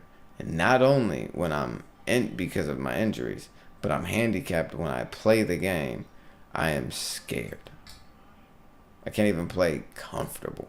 I don't know how he plays on that turf. I don't understand how he plays on that turf. I would want up out of there. Every moment. Injury. Look at a lot of injuries. They're on turf fields. Grass has injuries too. But the injuries are less severe injuries. It's more bang injuries and stuff. It's not the ACLs and the MCLs and the Achilles and certain joints or ligaments that you kind of need to stay good for certain positions, and once they go once, it's kind of bad for ever returning on them. So it makes it tough, especially when you're that skill guy. Just a little bit of random news. Just a little bit of ramble. What else I got for y'all? Daniel Jones is what we got? Oh yeah, okay. The Giants GM said that Daniel Jones will start as long as he's healthy this upcoming week. If he's healthy, he's a starter. If he's not healthy, he's not playing. That's just what it is. So I don't think you'll get a situation or a scenario where Daniel Jones is on the bench with the jersey and pads on, and then willing to play if something goes wrong. I think if he has jersey and pads on, I think you more than likely get instant action with Daniel Jones. I think it's, okay, jersey and pad on, he's starting. There's no question about it. And if he can't continue the game, then we bring in the backup. But and that just means that we rushed his healthiness process. And that means by him saying that they're going to start him when he's healthy. So until then, the backup quarterback is going to remain the starting quarterback. And it's like in code on how coaches talk sometimes in these meetings. And it's like they don't want to say what they want to say sometimes. I don't get it sometimes, but I get it, man. It's a business. You can only say certain things. What else I got over here? Let me see. I'm tired of turning my neck like this, man. Let me see what else I got. And a little extra note on that. A little extra note on that for you guys. The GM for the Giants also stated, we will address the quarterback situation in the offseason. So I don't know what that means. I don't know.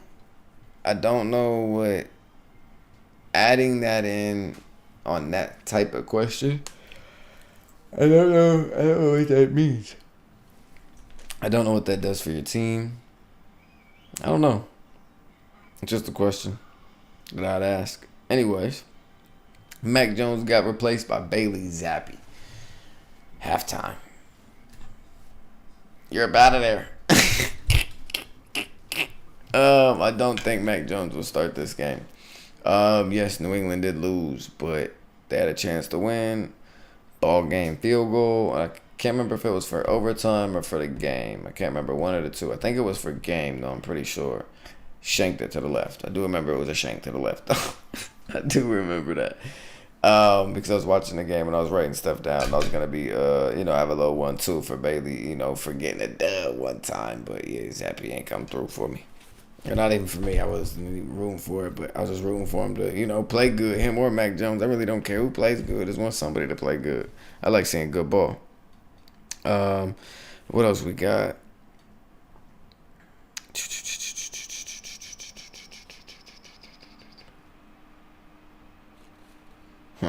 Oh, yeah. So, was it third? Okay, so Thursday, or it's Tuesday, but I believe this upcoming Thursday, Shaq Leonard from the Indianapolis Colts, he's going to go to the Dallas Cowboys for a dang visit. Pittsburgh. I don't know if we need to sign that I don't know if that $6.1 million goes to whoever picks him up, or if we got to sign him on a new contract, or how everything works. But I'm pretty sure whoever picks him up has to pay that 6.1, and if no one does, the Colts do. I'm not 100% sure though. But either which way, if we got the extras, I'm not mad at it. That could be real helpful right now. Cole Holcom's out. Quan Alexander's banged.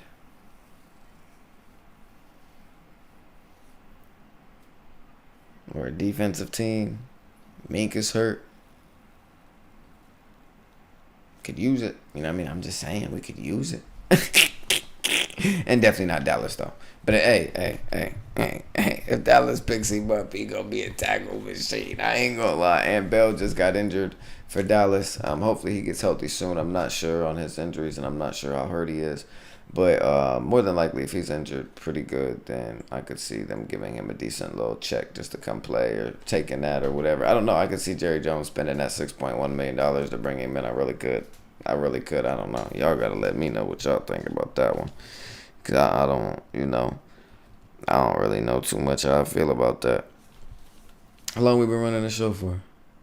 Hour and 40 minutes? Oh, that's not bad. We've been running it for about an hour 30 consistently. That's not bad. I appreciate the 5 people watching the pod right now. You guys are some goats. I appreciate that. That's love. Thank you. Hopefully y'all weekend and everything went blessed, and hopefully the start of your week went good. You feel me? Okay, so let's talk about it real quick. Let's talk about it. Do I got it? Let me see. Yeah. All right, 1 second. So I got the week 12 scores that we got to chop it up about, right, chat? But also just got something else to talk about. So we'll just go to a different little wide body screen for right now and chill. Kick it with you guys for a second. So top 3. Nah, man. I made it. I made one. I want to pop it up. I know I got the image for you guys. Yeah. It don't take nothing but, look, 10 seconds. I can't be that lazy. Top 3 quarterback and tight end duos, man. What y'all got? So, Travis Kelce was asked this on Bussin' With The Boys. Shout out to Bussin' With The Boys, man. I would pull up the video and stuff, but I don't know if they would allow me to. So, I'm just going to talk about it. This was his list, man. Gronk and Brady at 1. Rivers and Antonio Gates at 2. And Elway and a.k.a. Shannon Sharp. I said it backwards intentionally, but you get what I'm saying. So he's going, I like it. So I'm going to go, yeah, you got to go duo. It's hard to go with the duo with, would you go Matt Ryan and Tony Gonzalez? Just because, but you would go Rivers and Gates because of the longevity. You would go Gronk and Brady because of everything accomplished and the rings. And then Elway and Shannon Sharp accomplished a lot together. I ain't gonna lie, they was turned. I kind of like that top 3. I may have to do my own top 3 and really break it down. That's really what I should be doing right now, but I can't think of a better top 3 duo than that right now. Can anybody watching this out there in the world think of, cause I'm not going Dallas Clark and Peyton Manning. That's not making my top 3 duo. That's not making that list. What's the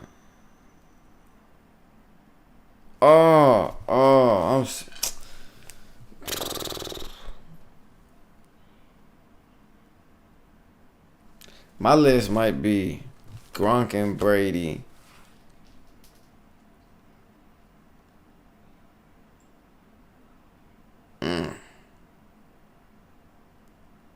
Kelce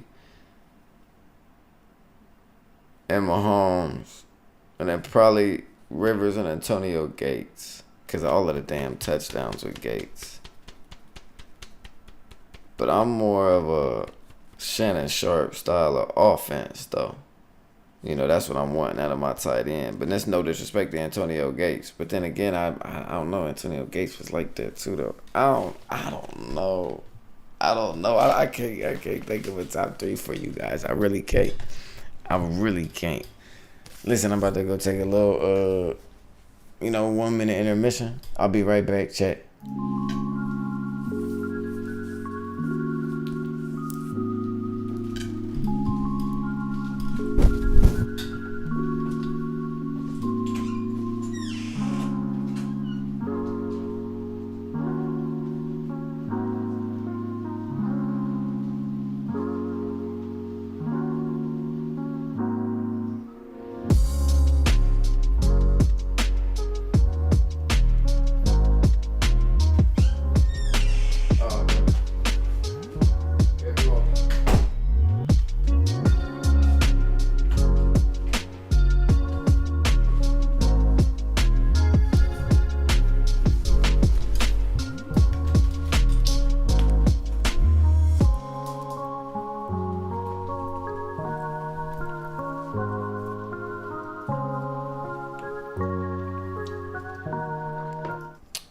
All right, chat. What up? All right, I'm back. I had to go do something real quick. That's really all I had for the show. It's a little hour and a half show though. That's decent. It was decent. Could have been a lot better, but it was okay. Yeah, I mean I could have talked about it a lot more, but and that damn Bears and Vikings game, man. That was a catch. That was a 50-yard bomb. That was a catch, man. That was a catch. I'm telling y'all, that was a catch to Addison. And it looked like it bounced and it hit the ground after a second. It didn't hit the ground when they showed that very last angle. When they showed that very last angle, it was over with. It never touched the ground. That was a crazy possibility of a catch, and it was a catch. That was tough. I ain't gonna lie.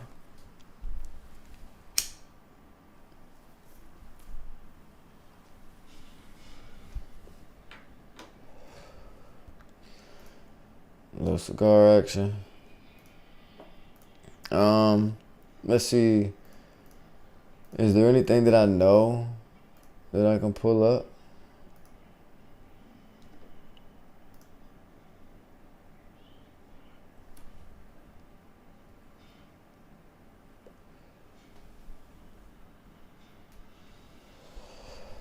You guys want me to talk about anything in particular? I do appreciate the 5 people or the 4 people in the building now. After I still got 4 in the building after the break. 28 people popped in. I appreciate that. That's love. That's love. Appreciate y'all. No cap.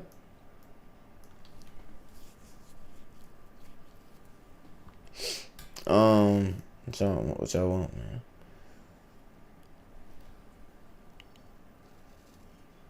man? Y'all want me to crank out these? I mean, we could do this. But we could talk about week 12 scores. I mean, is that something y'all want to, is something y'all want me to chop it up about?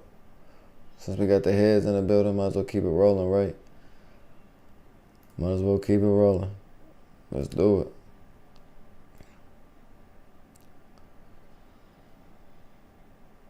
Alright, so I watched all of these games. We watch all of these games in Discord. You guys are more than welcome to come partake in them as well. Discord links in the description of the live stream. And if it's not, it will be after the stream. But, or I could drop a link in the chat if anybody in the chat needs one. We can talk about fantasy rosters too if you guys need any fantasy help or anything like that. But let's get straight to it, man. Pittsburgh gets the dub versus Cincinnati 16-10. Big dub, big win, divisional game. It was a must-have if you want to put yourself in a good position for making the playoffs, and then and to try to even put yourself in a position for a seed, a good seed, a decent seed. It's where maybe I don't know if I would want to play my own team though in the first round. That'd be like play my own divisional game in the first round. That'd be tough, but I liked what I seen after the Canada Fire, and we talked about that. Offense looked okay. Defense played very well for Pittsburgh. Cincinnati's defense didn't look bad. They played well. Offense just looked like they struggled in the second half. Tennessee looked like they got everything together. Looked like they stayed in the game enough. Carolina wasn't doing enough to get no win, and it was just falling flat. You signed Miles Sanders, you're not getting nothing out of that. I mean,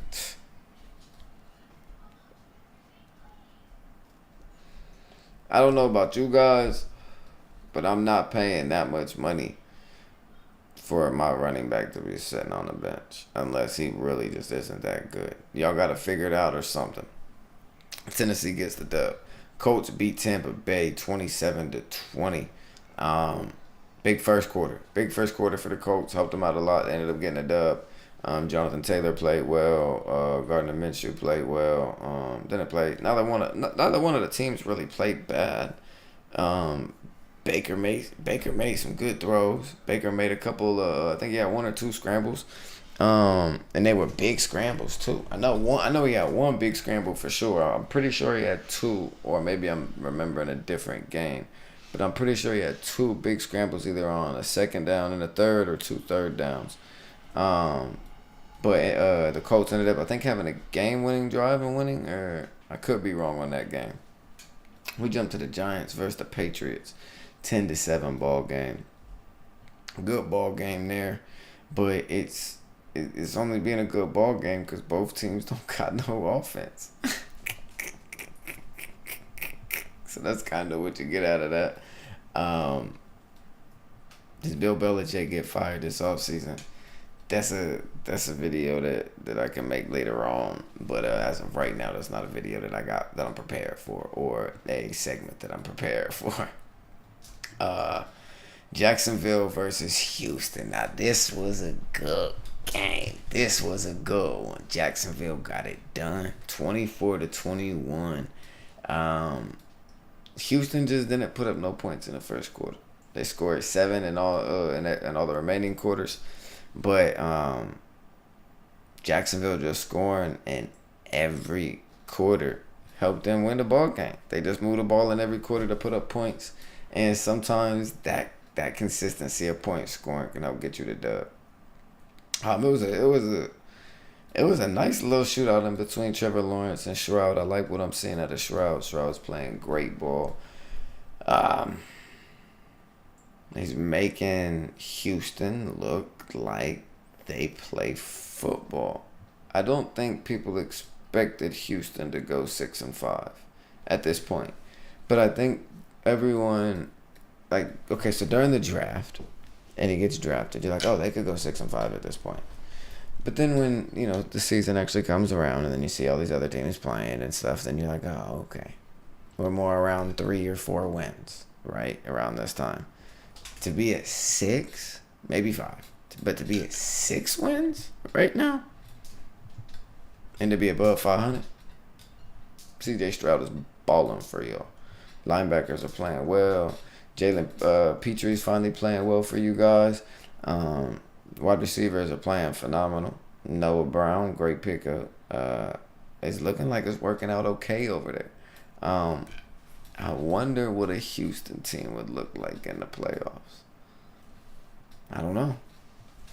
Let's jump down to the Broncos whooping up on the Browns a little bit. So, are we going to call Cam? Are we going to call RG3? Or are we going to make a call to somebody just to bring him in the room, just to help that out? Deshaun Watson's there. But Deshaun Watson can't perform on the practice field to help right now. I'm just saying, man. Somebody pick up Cam. Somebody. All right. Let's jump down. What other games we had?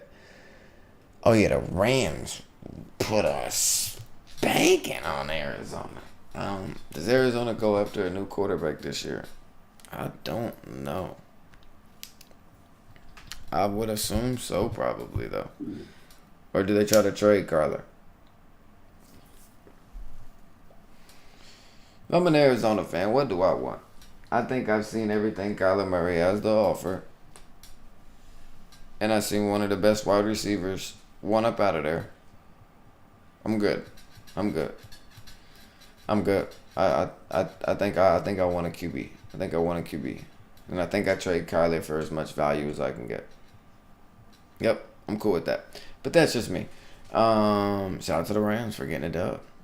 Chiefs beat the Raiders. Now, the game looked good in the beginning. Raiders come out, score. It was a 14-14 ball game.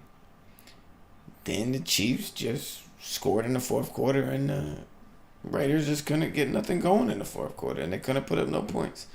It was tough. I thought the Raiders might around and get that dub, and they might go 6-6, and then put the Chiefs at 7-4, and then that would have helped open up the door for the Chargers to creep up a little bit. But maybe even no.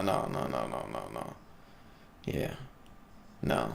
I don't know what would have helped the Chargers, because I would like to see Justin Herbert in the playoffs and the scheme get their shit together and the coaching staff plays respectfully. Team's way too good to not be in the playoffs. I'm just saying. And then we had the Eagles getting it done against Buffalo, man. That was tough to see. 37-34 ball game, right? 37-34 ball game. By the field goal, man. By the field goal. 3 field goals in overtime. 3 field goals in overtime. That is insane. 10-1. Bills needed that dub. Now they're 6-6. That in the hunt is gonna be tough for the Buffalo Bills now.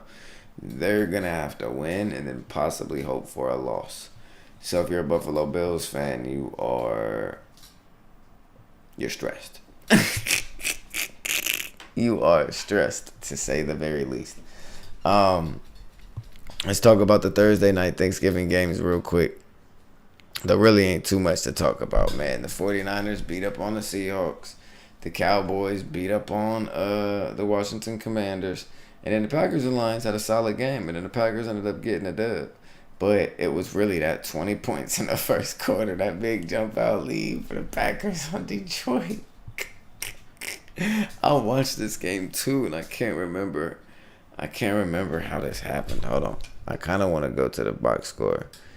And then, can I get a play-by-play? I can. And then, let's see here.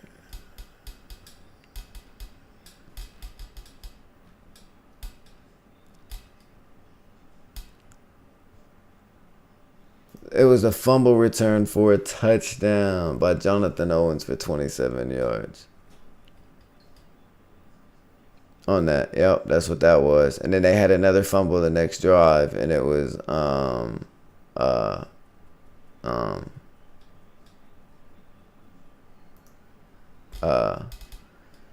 dang, what's his name? I gotta click.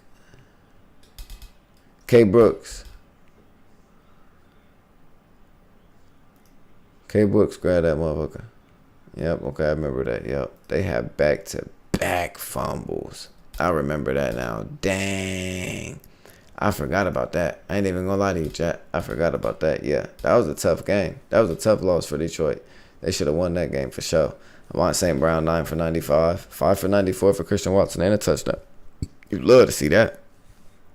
You love to see that. And then you love to see 22 for 32. 268 and 3 touchdowns, no picks for Jordan Love. 3 rushes for 39 yards. What? You love to see that with no Aaron Jones? 5 and 6. Can they make a push? I don't know. I do not know.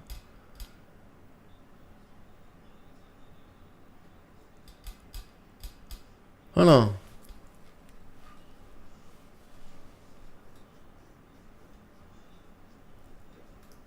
And then what else we got to talk about?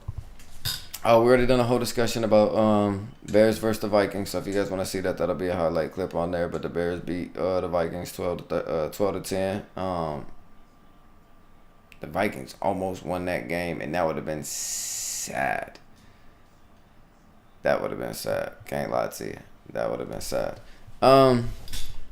And then we had the Ravens get the dub against the Chargers. That was tough. Chargers are looking like they're not going to make the playoffs. I would like to see the Chargers make the playoffs, but it's not looking like it's going to be a high possibility that the Chargers make the playoffs. Figure it out, please. For the love of the NFL and for the love of football, please figure it out. I would love to see the Chargers in the playoffs. I just want to see what it looks like. I'm a Steelers fan. I just want to see. I just want to see what that team looks like. I think that would be a crazy playoff team. But once again, you kind of got to make it there, and it's hard without the offensive weapons not being there too. I get it, but still got Keenan Allen. I know 14 for 106. Still got Eckler. I know, but just not getting it done. Y'all got to get it done. And I thought y'all was gonna have that game too. I really thought y'all had it for a second. Everybody on ESPN and everything picked the Ravens. Everyone picked the Ravens. Not one person took the Chargers. Yeah, everybody was right that week. That was tough. You could have 100. They could have 100% ratio to make everybody on the ESPN wrong, and they asses got it right. Damn. Shout out to ESPN. They got it right. That's all of the the Week 12 scores, you guys. I really don't got nothing else on the pod, like actually, broke down or segmented up or put on the paper for me to talk about.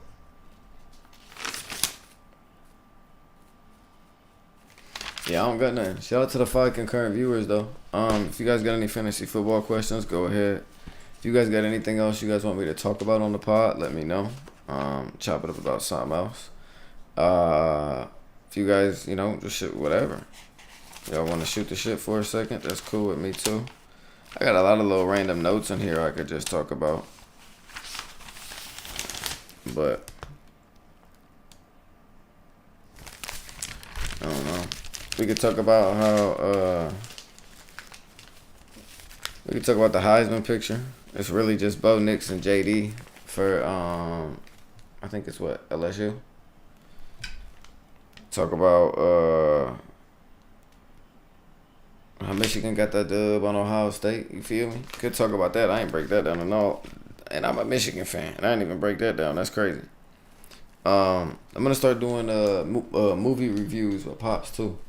We're gonna do a movie, like a little movie section, and do it try to figure out how to bring you guys some little cool little reaction type shits too, and also do a review reaction to where it's just us two talking, and it's nothing else. There's no video clips or nothing that's gonna play. It's just us chopping it up, telling y'all what we thought about a movie, keeping it moving. We'll probably put 3 or 4 movies in one video and make it a 4 or 5 minute video. Something, you know what I mean? Some little shit like that. Just make it a cool, quick little video. What else?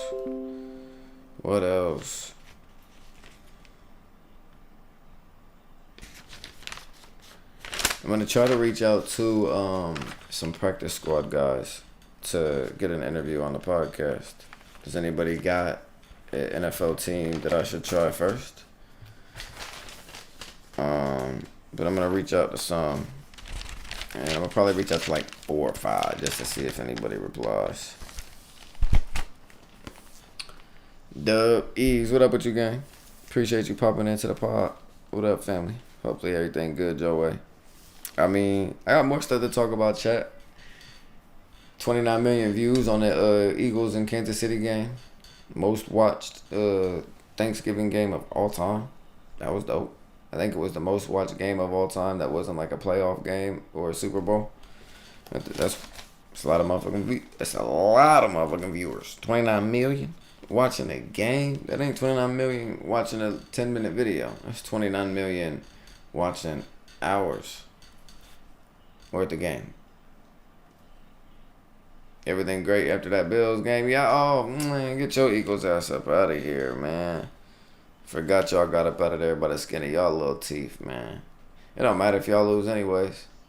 Y'all, 10-1 now? That'll put y'all, 9-2? You know me. I ain't mad at you. After the game, the Eagles coach, since you in here, I'll give you some little, a little tidbit. He looked straight into the camera when he was walking into the tunnel before he goes into the locker room, and he says, "See ya." He got y'all up out of there. He actually said, if you want me to quote him, he said, "Who's talking now? I can't hear you. See ya." He got y'all up out of there. Cause I guess Kansas City was talking heavy before the game. Heavy, I guess. I know they've been talking since they got the dub in the Super Bowl. But yeah, that meant something to the Eagles fans right there. That had to mean something to y'all. But now y'all gotta get it done. Now y'all gotta get it done in the playoffs if it happens. If y'all can get to the Super Bowl now, you may have a chance at your rematch if they can make it. But that AFC is nothing to play with. Because it's all really good teams that got different schemes. It's nothing to play with. I got a lot of stuff I'm talking about for real, chat. We can also talk about I want to do a little video for you guys and let you guys know what college teams fly other teams in, and then show you like what the outcomes of the games are and stuff. Because like there's some teams that get paid, $2 million, and then they end up getting beat 50 to nothing, right? But they just made $2 million, and then people will be like, oh, why is that team playing that team? Well, they paid them to come play. And I think that might be a little cool little segment to put out for you guys. But Auburn lost to New Mexico City last week. $1.8 million paid their ass. Got scraped. It's kind of like Appalachian State being Michigan, shit like that. Just do like little fact checks, put little shit out there for you guys. Yeah, that's funny though. When I seen that Nick Sirianni video, I was like, oh shit, he talking. But like, I feel like that makes the players want to play for him even more. It makes the players want to be themselves even more and be like, you know what, coach talking heavy for us. Oh yeah, now we really about to go turn up. So that's how I look at it. I'm pushing this desk back a little too far. There we go. Let me see. Let me get it right there. Bang. Appreciate you popping in. No, he is funny though.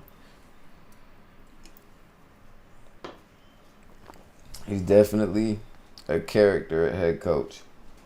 And I would rather have that than like a Bill Belichick. I ain't gonna lie to you. Bill Belichick cool. Nothing wrong with Bill Belichick, but nah. I'd want that structure, but I'd also want to have like hella fun when I play. Like I'd want to be super characteristic, and I feel like your characteristic and your characterism, I guess, would be diminished on that roster. Just because of how they run ship over there. Nothing wrong with that. It's just maybe that's not a ship that I'm wanting to sail on. You feel me? Bill cool, but he a robot. I mean, sometimes the players be saying like he not near a robot is what like people make him out to be and shit. So it's also, we're just looking from an outside looking in, and from what we get to hear from players. And then we'll get 2 or 3 interviews that'll come out and it'll say Bill Belichick was like this. And then after that happens, next thing you know, 2 more people have interviews that come out 5-6 months later. Bill was like this. And then you get this, and then you get that, and it's just like, dang, okay. So Bill was kind of a lot of different things, but you kind of got to figure out which one to go with. And I feel like the common one is he was strict as shit. And I'm cool with that, but I still want my character with me. I still want to flow. I got a roll-up chat. I ain't gonna lie. Eags, too bad you ain't got Madden. We could do a Madden game on stream for the podcast. And we could do like a week 13 matchup or something. What y'all want me to talk about, chat? I know, I'm mad. I'm sick. I should have got it. Nah, you good. It's just a game, bro. Really ain't shit. It's just something to play periodically. I don't like playing games because I feel like I waste my time. And I should be doing something with you guys on the podcast. Like right now, I got 5 watches. I know you got me. I know you in here, and I know someone else probably got me tabbed. So it's probably only like 1 or 2 other people in here. But still, shit, I appreciate all of the love, and it makes me want to keep doing it. And then when I don't do it, and then I play the game, makes me mad that I'm even playing the game. So I'm like, damn, I need to get off the game. See what I'm saying? But if I can play the game on the podcast, it makes it funner to me. And it's Madden, so I feel like it translates. I feel like it makes sense. I feel like people would actually want to watch it. And then I could also pause it and just talk about sports stuff if a lot of people popped in here and shit, if I really had to. So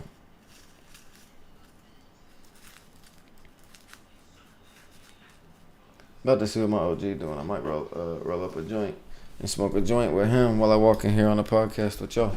Let me see what he got going on. But nah, you got a PC, Eags. You got a PC. I can just share play it to you on Steam, and me and you can still play Madden together.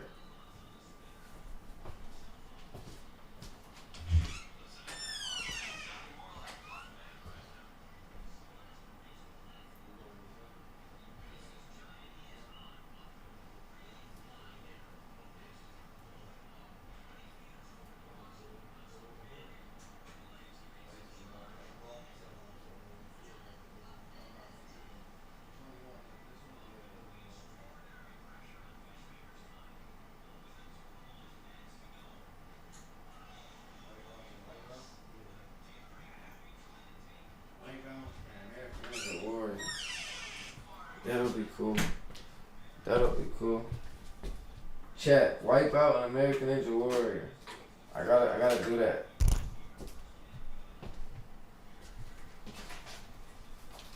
I write down a bunch of random notes, so I don't forget them.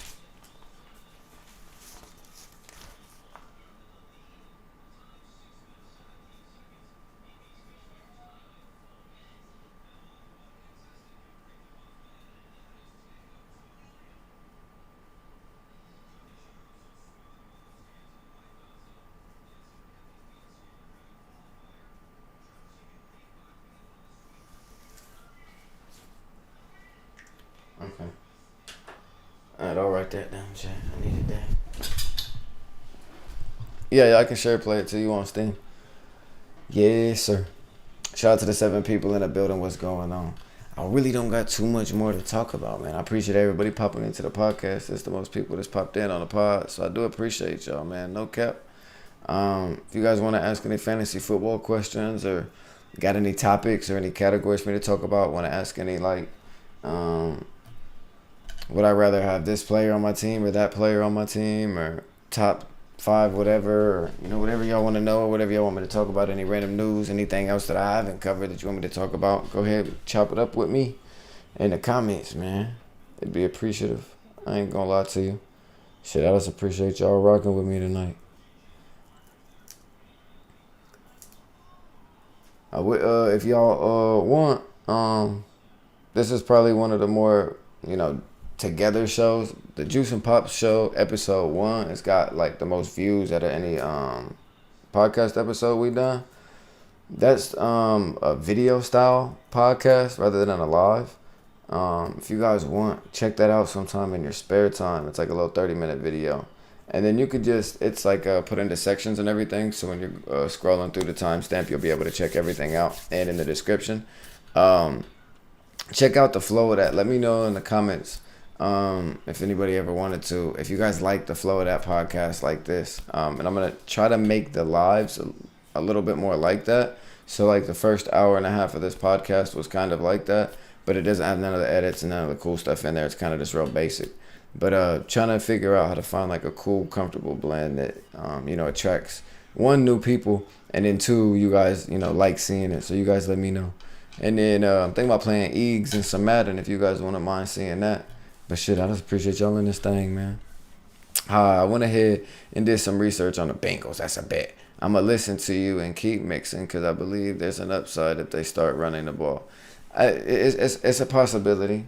It's a possibility because the receiving options ain't just looking the best right now. Patty Steelers right now. Devontae, Garrett Wilson, Kittle, Debo, Pickens. Do I trade for anybody on this team with the squad I got or not? Okay, bet. Patty, Steelers, right now. All right, that's throwing me off. I ain't gonna lie to you. Steelers defense. Devontae Adams, Garrett Wilson, George Kittle, Debo Samuel, or George Pickens. I mean Steelers running backs. Okay, so he's got Harris and Warren. I wouldn't mind Najee right now. If you could get Najee on the lower value side, I'd take him. But if he tries to say, oh, well, Najee just had his best game of the season, be like, yeah, he's only had 2 of those all season. Let's not try to trade him for that value. You know what I mean? Like, but if he's trying to trade him for some crazy high value, then I'd just probably go to a different team. But if I trade a running back, it just depends if you have a starting running back or if you're filling in like a rotational running back or if that running back is going to start at your flex. I'm cool with the receivers you have over those receivers, honestly.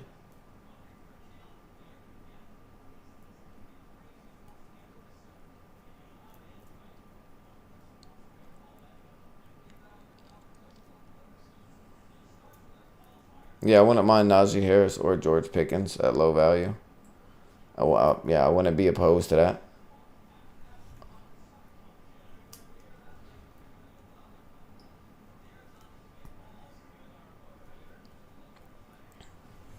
Yeah, I wouldn't be opposed to that.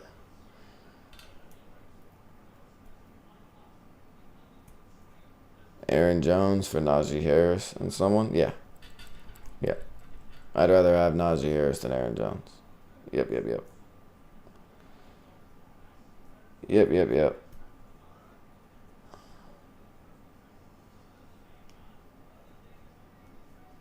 With Baker?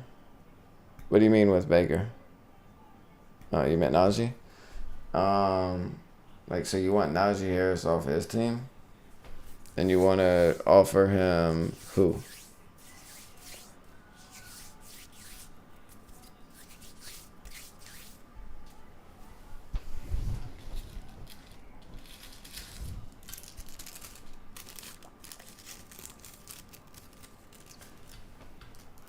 Chat, I'm gonna smoke this joint with my pops, but I'm gonna be walking back and forth. When I'm not hitting the joint, I'll walk in here and chop it up with y'all so y'all don't leave. I ain't gonna lie, appreciate y'all in there. But I do, gotta partake in this joint with my father. But I ain't gonna put an intermission on the screen. I'm gonna keep it bouncing back and forth. Wait, is Jerome forward?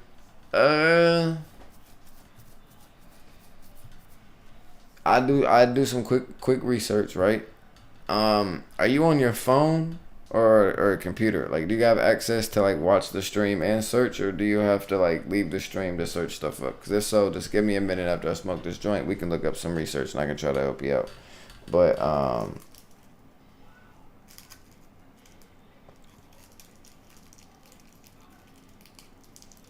what's your offer, Jerome Ford? For what? Jerome Ford and Rashid Rice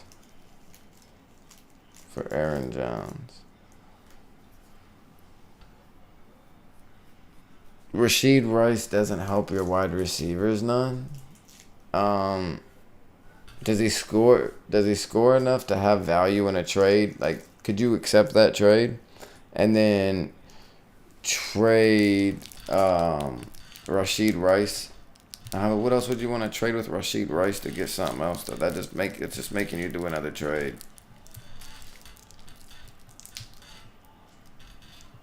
You're on the phone? Okay, yeah. I said if you just want to wait, I'll help you out, bro. But other than that, you're gonna have to go do some research on your own, big dog.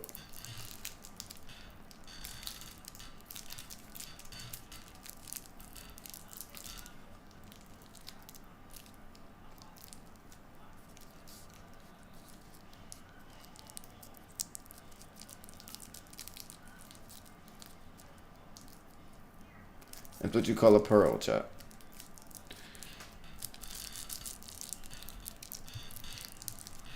So y'all fucking with the Juice and Pop show at night? Y'all rocking with it? That night show? I gotta start it a little bit sooner though, man. Gotta start it a little bit sooner, cause fucking Shannon, the nightcap, they be starting they shit same time.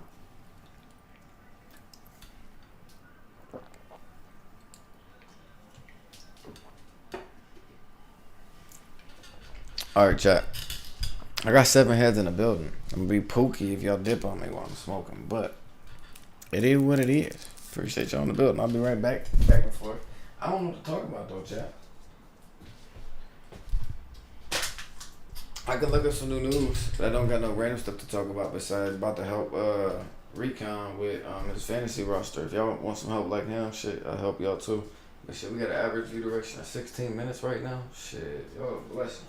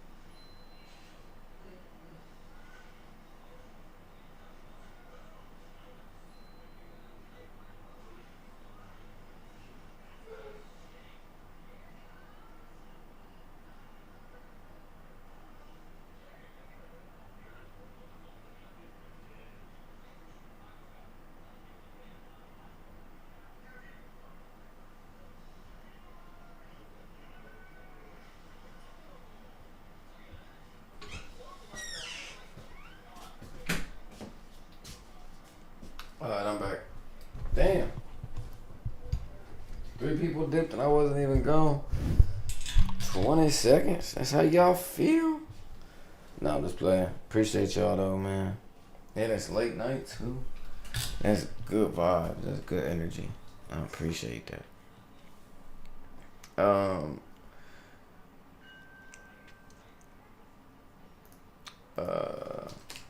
Nick Chubb injury news. Can he play this year or no?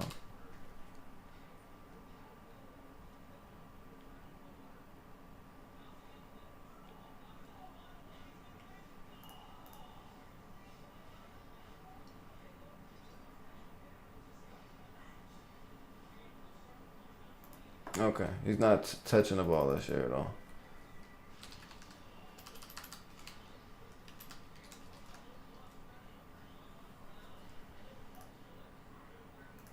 And then Jerome Ford stats are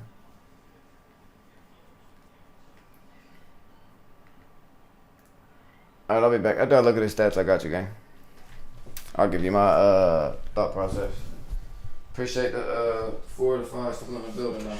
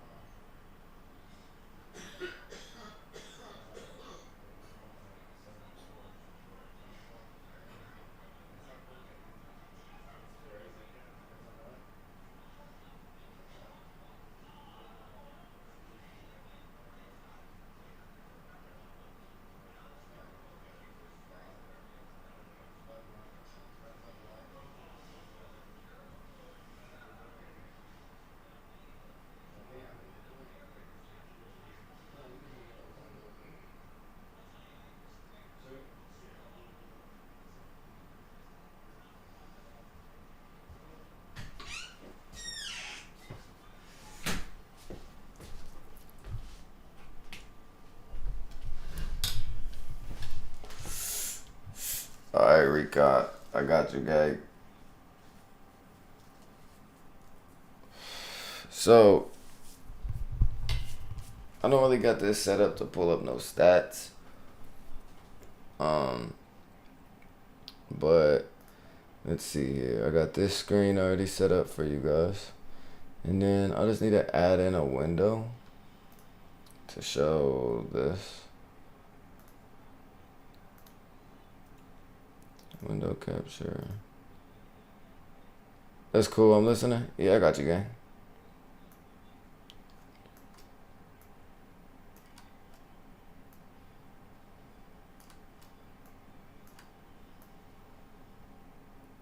Alright, so here are some stats of Jerome Ford. Now, he's got what? 9 attempts for 65. 4 receptions. Oh, hold on. It's not showing me his receiving yards though. Hold on. He's got a couple of catches here. Hold on. He's got a couple of catches there. Hold on. Let me go to these game logs. Let me see how these look. Okay. Why does this look so bad for you guys? Why did it do that? Here, I got you guys. I don't know why it done that.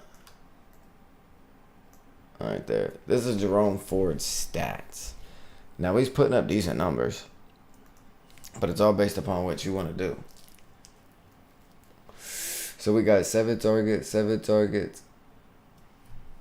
I mean, he's getting reception targets whether Kareem Hunt's there or not. I think what's happened is Kareem Hunt's taken away a couple of carries, and it's given him a more consistency in receiving.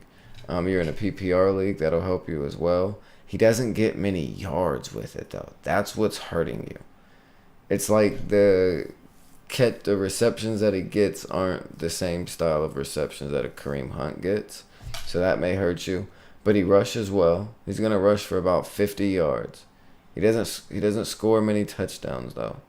But he's going to rush for about 50 yards, and the Cleveland offense doesn't move. Like, I would rather have Najee Harris than Jerome Ford, in my personal opinion. But that's average view duration right there. Appreciate y'all. But I wasn't even trying to show that either. But that's my personal opinion. And the guy said he wants Jones and Puka for Ford and Ridley / Pittman. No. I would not trade Puka and Jones for Jerome Ford and Ridley or Pittman. I like Puka more than both, and I like Aaron Jones just as much as a little bit less than Ford, because I've seen what I'm getting out of Aaron Jones, but I know what I'm gonna get out of Aaron Jones, and it's gonna be close to what Ford's producing. It's gonna be pretty close, and on some weeks it could be a lot better. Now, same thing with Jerome Ford, but the difference is I think maybe the Packers can have a little bit better consistency at offense, being that the quarterback situation is how it is for the Cleveland Browns. But being that is said, then Jerome Ford could be a lot better option for you, honestly. Jerome Ford could be a solid running back option that gets more touchdowns now. And he could fuck around and have 3 touchdowns for the rest of the season. But that would still put him at scoring 18 points in your league for you on probably 3 different weeks, 6 points each week. So you're gonna get a little something there. I don't know. What else can we do? Can we do something else? Can we make something else, happen out of that situation? Because what I would like to do is, probably something else personally. But that's just my personal opinion. If you're just asking me on that, I would say I would stay where I'm at. But then again, if you think Aaron Jones is gonna get hurt, I'm not giving up Puka, bro. But you're not in a keeper league, so you don't keep the player for the next season and stuff. Right now, I'm trying to go for Najee. Just ask him. No, say who's a better running back on his roster than Najee Harris. Whoever the better running back is than Najee Harris, say I would need that running back instead of Ford, and reply to that Pittman and Ridley for Puka. Because you could give up Puka and get just a little bit less value in wide receiver, and then bump up your running back value. That wouldn't be a bad flip flop for you either. But it's gotta people gotta understand the trade has to make sense both ways. So the best thing to do is, my personal opinion is, and this is what my pops always tells me, go at it 2 ways. Go after what you want, and then figure out how to give them what they want, or ask them what do they want, and then just work around what they want to get what you want. And then you just make it easy on yourself. So right now, you're just listening to what he's wanting from you. So just keep getting information on what all he's willing to want from you, but see where his hat's hanging on certain guys. So if you start with Najee, it kind of tells you what you're going for. But if you start with someone higher than Najee, it's kind of letting him know that he just went for a little too much value. You're replying with the same thing. See how he counters it. That's what I do, at least. And that's how I try to get trades done.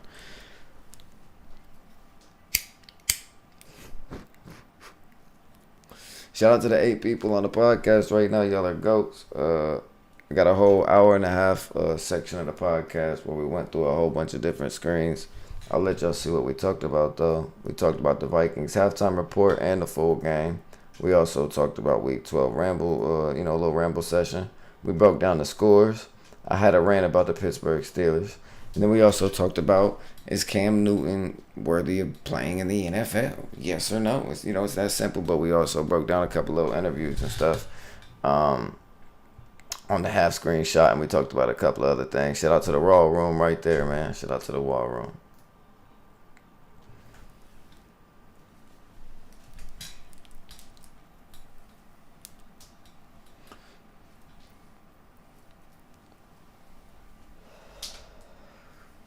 If he wants Puka and Aaron Jones, I would reply and say JT and Ridley, or JT and Pittman, or just JT Ridley / Pittman. Just give him the option at which wide receiver he wanted to give you and he was more comfortable with. I think JT's value is a little bit less than Eckler's, and I think that's a little bit more respectable to ask for. And it's going a little bit above, and it's about where it should be. Falls pretty close.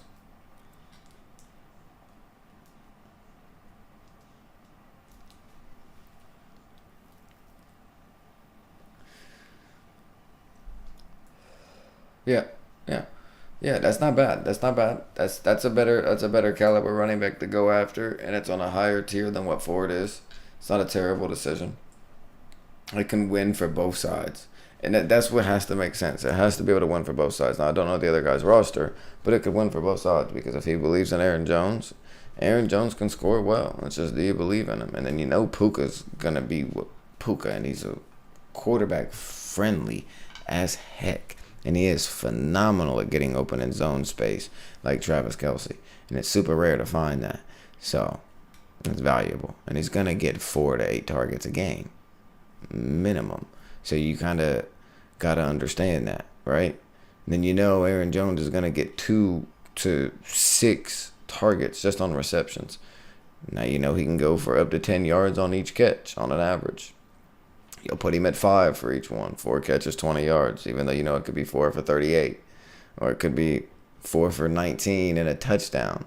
Or 2 for 29. You know what I mean? That's what type of running back he is. Or 1 for 37 and a touchdown. That's what type of running back he is. I mean, shit, he got hurt on a catch wide open, cutting back in the lane and pulled the top of his hamstring on his left one, right?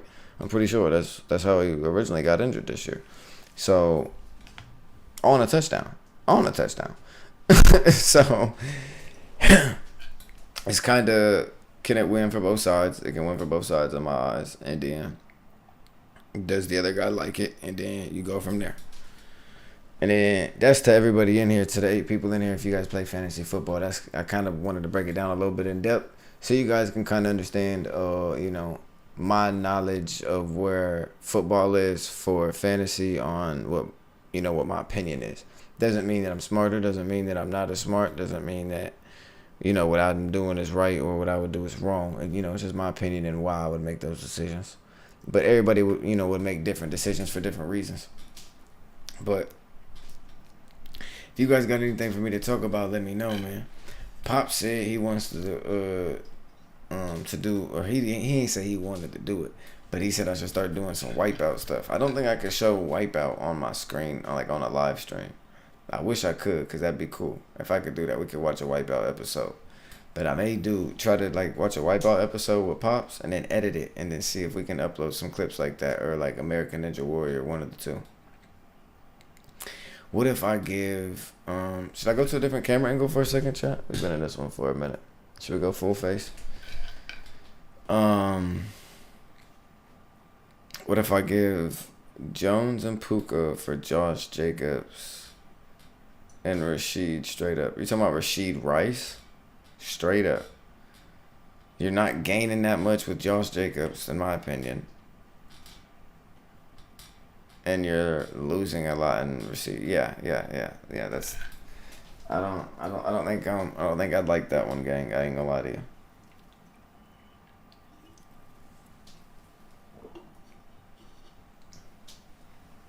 When they bring up Puka's name, it brings up a different value. But I don't know if he gets I don't even know what his stats are. Are his stats even that good for me to be talking like this for him? I mean, I'm pretty sure that they are. Hey, we just got 7 likes, or we could have got it a while ago. I appreciate the 7 likes in the building. I didn't even know we was at 7 until Pops told me earlier we was at 6 likes. So Pops might have been the 7th like. But shit, I appreciate y'all. But probably JT.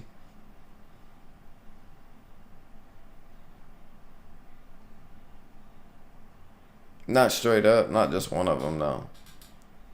You need more. Say, you can offer him, you can just message, can you just message him and say, I'll give you Aaron Jones and Puka for JT/Eckler and question mark. And then just send it to him. And then let him fill in the question mark. What's going to be the other player?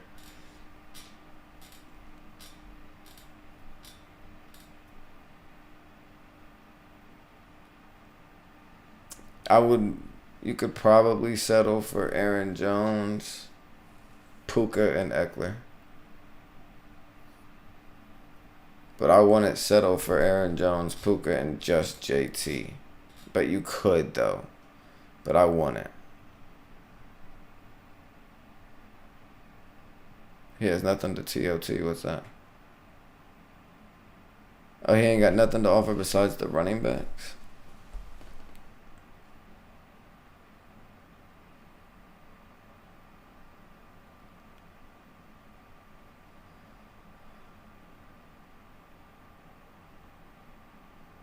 Then trade him another running back with it and just get both running backs.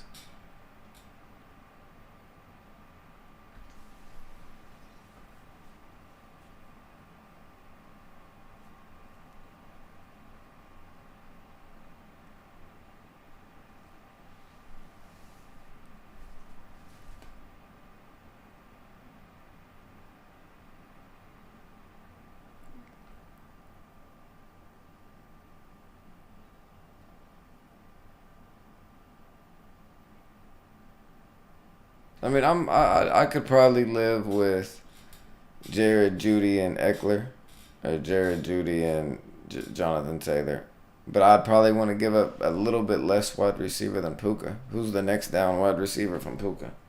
I'd probably want to give that up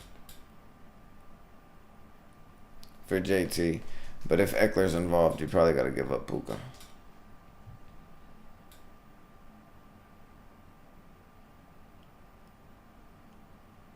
He doesn't want to give up his star players for pieces. Yeah, I wouldn't want to either.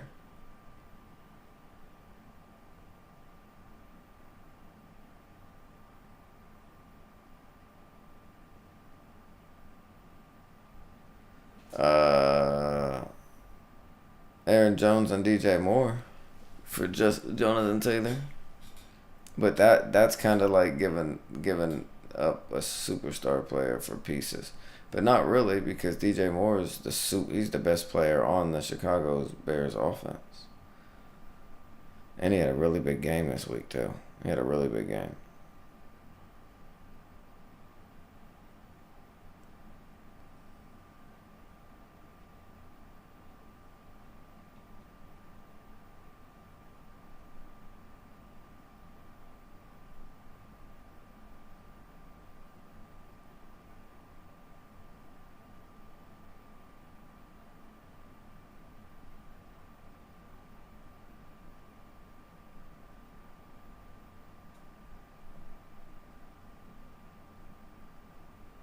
Yeah, that's what I do. I trade for DJ Reed. Not DJ Reed. I would trade for JT, and I'd give up DJ and Aaron Jones. I'm cool with that. Or Eckler. One of the two. I'd rather have Puka, though, than DJ Moore. But I don't know. DJ Moore is the number one option, and he's really the only option over there. He don't throw the ball to nobody else well, really, besides Cole Kmet. I don't know. I don't know.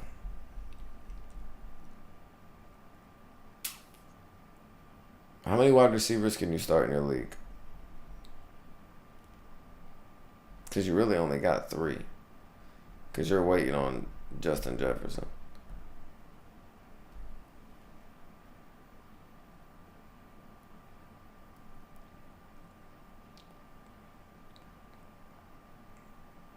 Because if you can keep Justin Jefferson, get a dub in the meantime. Keep Justin Jefferson. Justin Jefferson comes back. And then you have Kamara as your running back. And then you pick up Jonathan Taylor or Eckler. Or you can pick up both.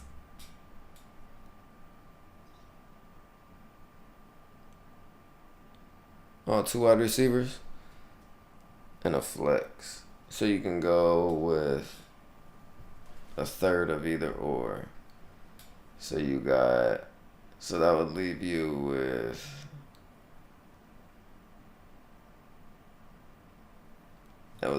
Nico and DJ Moore as your 2 wide receivers, really. That would be your lineup. Your lineup would be Nico, DJ Moore as your wide receivers. And then your running backs would be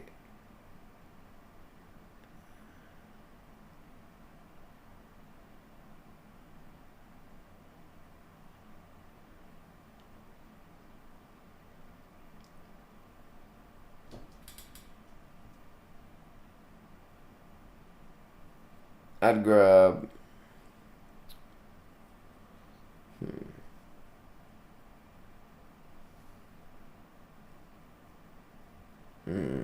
I'd grab Jonathan Taylor. I'd grab Jonathan Taylor.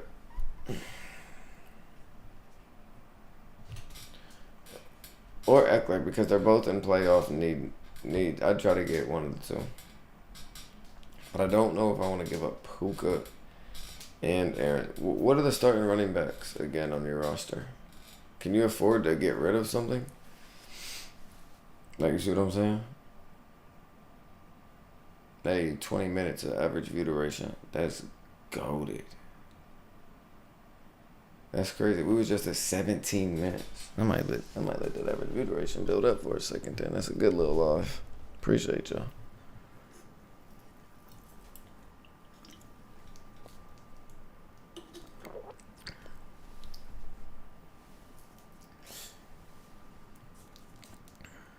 Jones, Kamara, Mixon. So you're going to be Mixon and Kamara, and you pick up JT or Eckler, and then either you'll have all three running backs starting because one of them just going to go to your flex.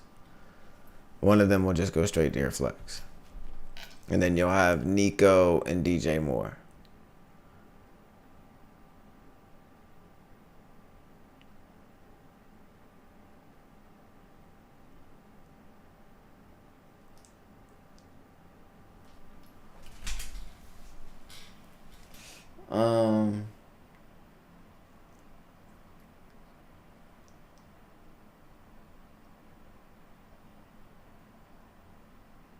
You could do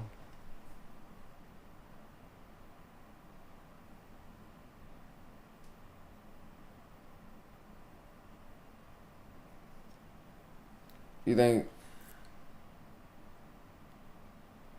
yeah. I know what you're saying.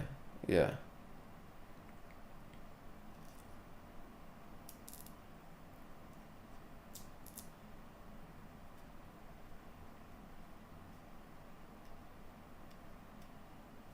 I'll just message him and ask him, what do you want for Jonathan Taylor / Austin Eckler?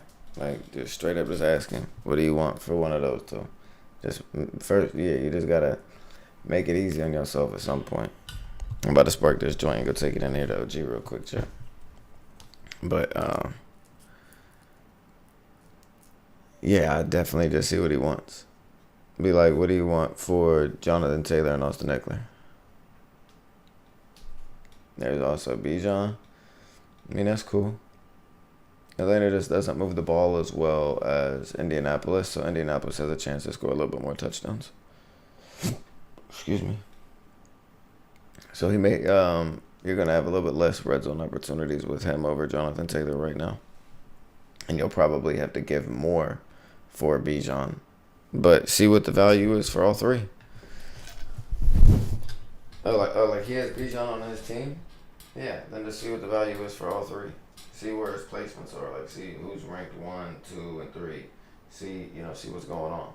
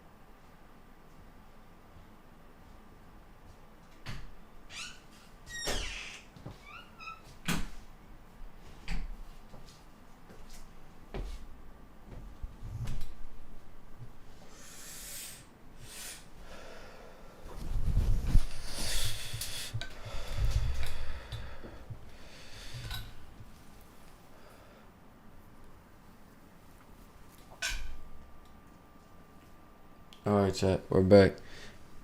Shout out to the 7 people in the building still watching. We're at 21-minute view duration. About to be 22 minutes for Deuce. That's crazy. Appreciate y'all. But look, though.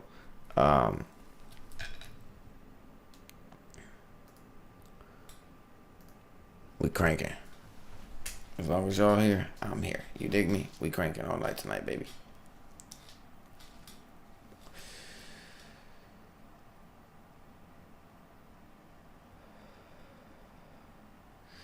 I told you what to do a week ago, trading. And you traded Trevor Lawrence instead, bro. I told you to trade him.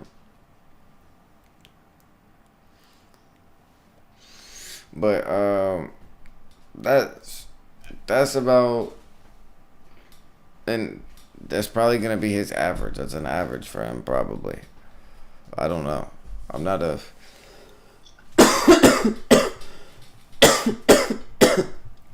there's only 2 scrambling quarterbacks in the league I'm taking. Lamar and Hurts. That's it. And I'm not even taking them. I'm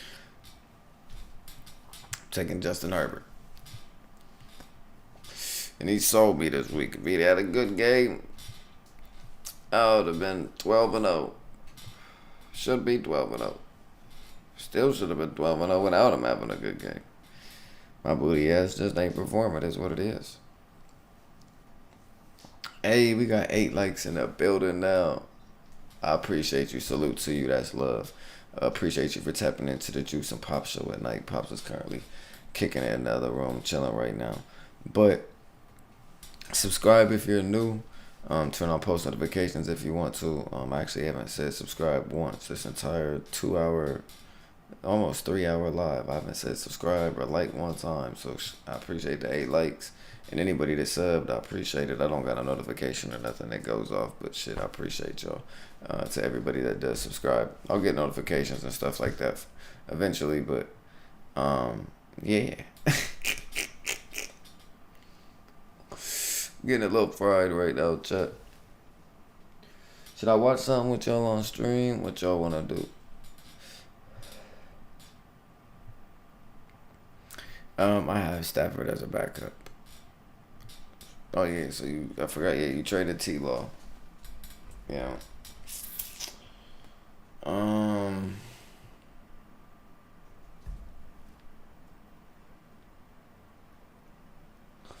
Who scored more points this week? Fields or Stafford? I would have played Stafford, but who scored more points this week? And let's say Justin Fields threw a touchdown this week too. If Justin Fields would have threw a touchdown, would he have ended up scoring more points than Stafford if Stafford scored more? Okay, so Stafford scored more. If you add a touchdown pass to Fields, does he beat out Stafford? Do I pick up Jordan Love or Will Levis?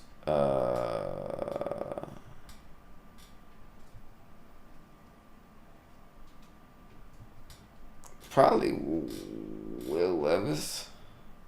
I don't know. Jordan Love didn't look bad.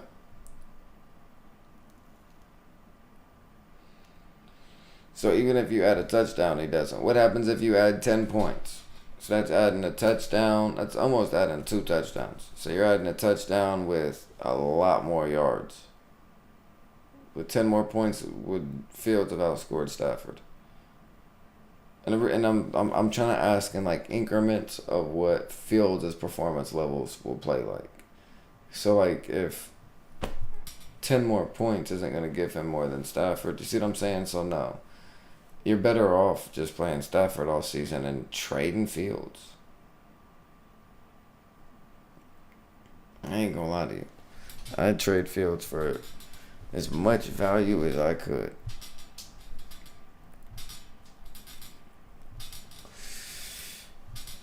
Trade Fields to that dude would trade Fields, Aaron Jones, and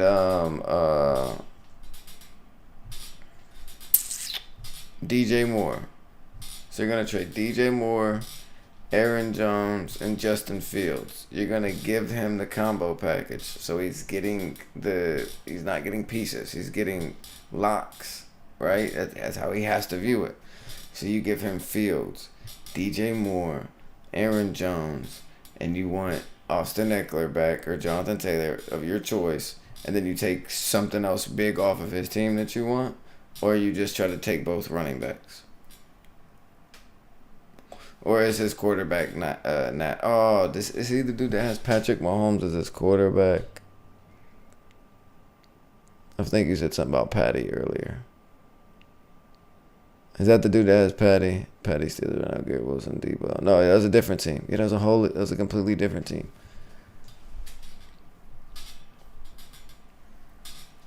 Yeah, you could get away with that. I don't know. I mean, I don't know how that looks on paper. I don't know if you're winning or losing that. To me, I would assume you're winning that in your league. But it's a good trade, I think. I think it would be like a good trade.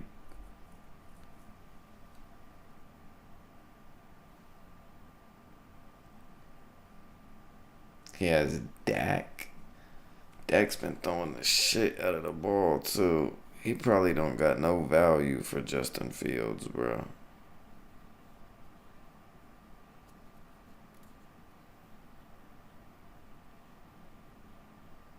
I mean, you can ask him, though. It's not a keeper league. So people can't get pissed if he wants Justin Fields. People would have traded the farm for Justin Fields in the first 4 weeks of the season. 5 weeks of the season. Certain people. And they would get allowed all over the leagues. Let me see if he likes Justin Fields. Fuck it. I know I'm not buying Dak's late game performances and stuff like that. I wouldn't have Dak as my quarterback. But Dak has actually lost me games in my other league that I played. Dak has actually lost me games. Tough.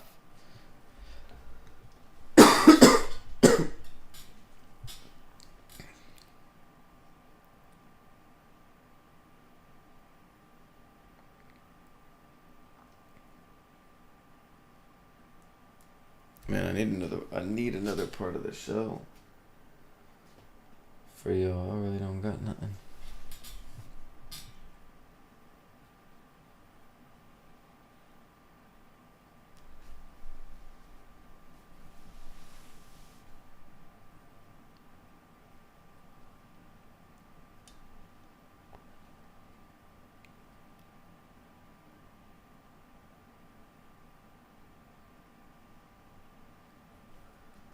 Then what's that gonna make so you're only gonna have, oh no, that'll get you JT, Eckler, and Kamara.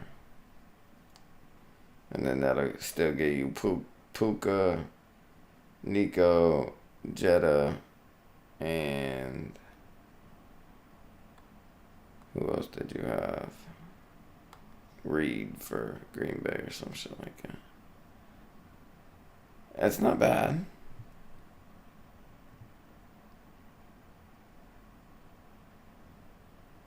You can maybe try for, you said he has DK Metcalf too?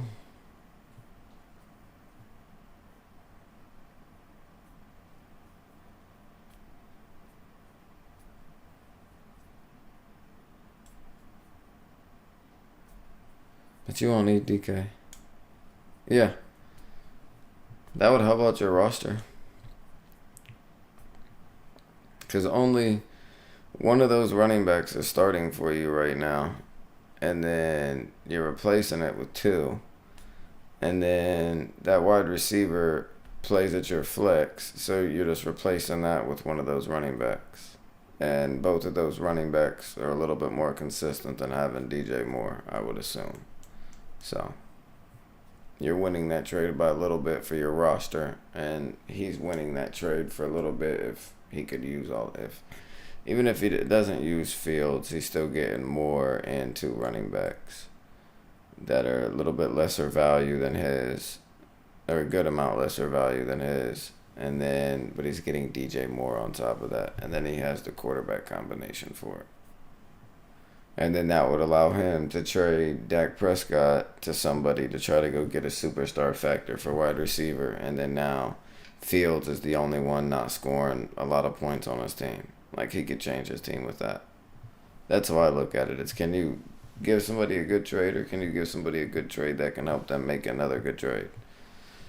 There's so many ways to do trades to help people and to help yourself and to not screw people over. That's one thing that my dad showed me a lot. It's like, it's and people will hate it. Like, I could go join a random league, and I guarantee you I'll get trades done all season, especially in like your guys' league. But I wouldn't never do them unless like I felt like I really needed to. But I don't think I would ever feel like I needed to, because your guys' stuff is based on so much touchdowns. It's hard. Like, if it was my team, but like me giving outside opinion looking in, it's easy.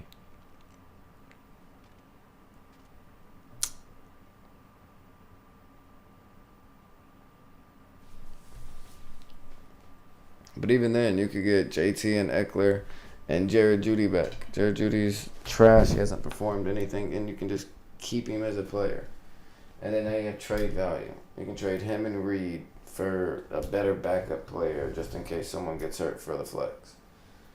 And then, you know what I'm saying? Like, you're good to go. Let me grab a Sprite.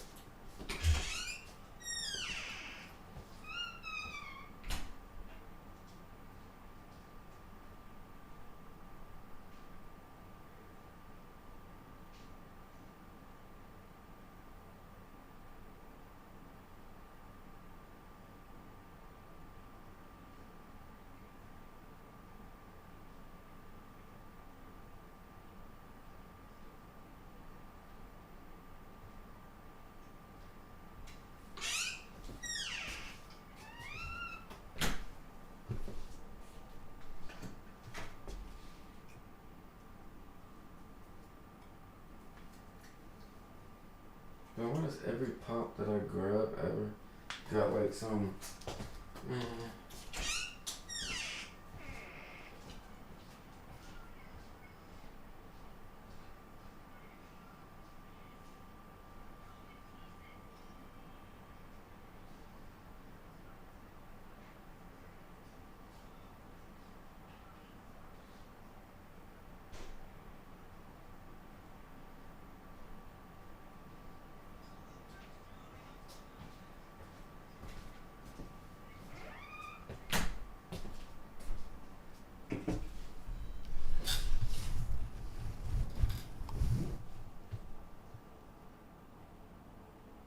What should you offer for Bijan straight up? I mean, does he need a quarterback? If he needs a quarterback, throw that in. If let's see here. I'm gonna grab some chips real quick too.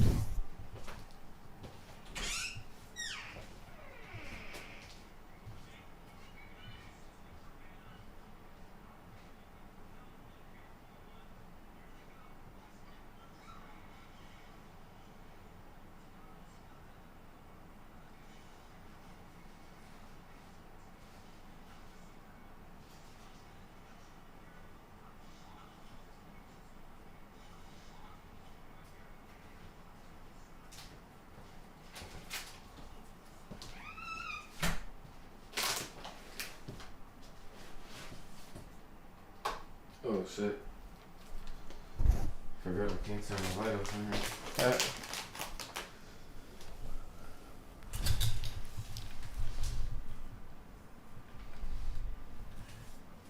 D-Law. He needs a flex.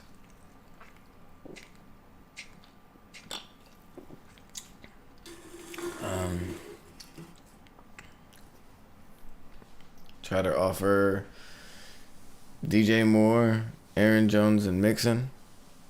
But you would need something back though. Straight up, I don't know. That'd be hard to get done straight up, probably. His value for it, I don't know. Ask him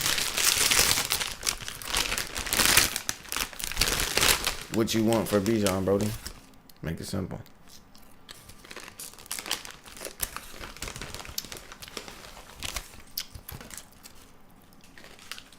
But I said, this is the same dude.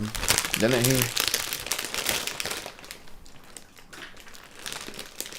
he not want to trade Bijan? Shout out to the 8 people watching me. I appreciate y'all, man. Like, subscribe if y'all want to.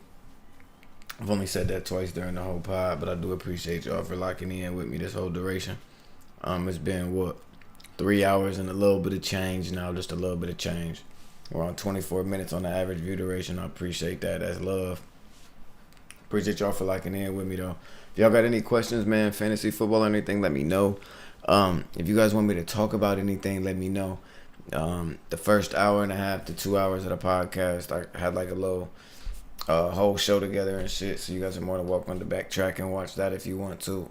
Talked about a whole lot of stuff, from news to scores to all types of shit. We just ain't break down no matchups and stuff like that, no one-on-one matchups or nothing like that. I ain't talked about no parlay bets or nothing like that. I can show you on my parlays. I lost by a little bit of yards on a couple $100 tonight. Excuse me, but other than that, we all good.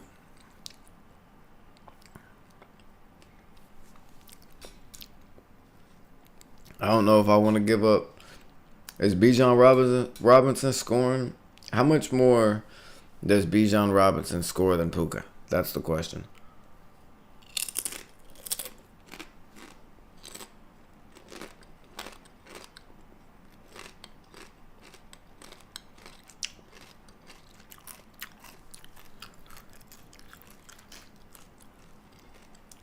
What's the number?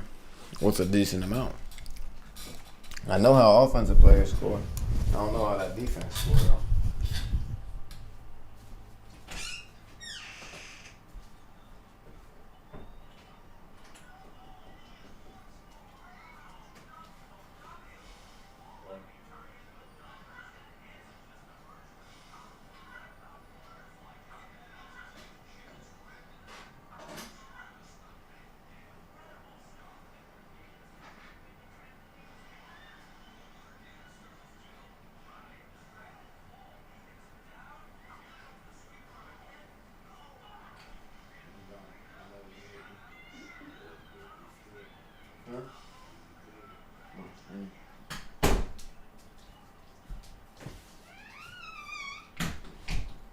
Plug this in real quick, chat. I don't got my other monitor plugged in, so I'm gonna grab another HDMI cord real quick. I haven't been on 2 monitors in a couple of days.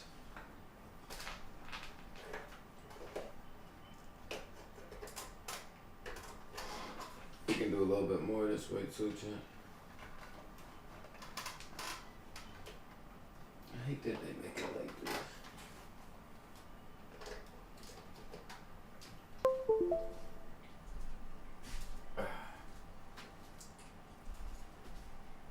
Alright, I'm back.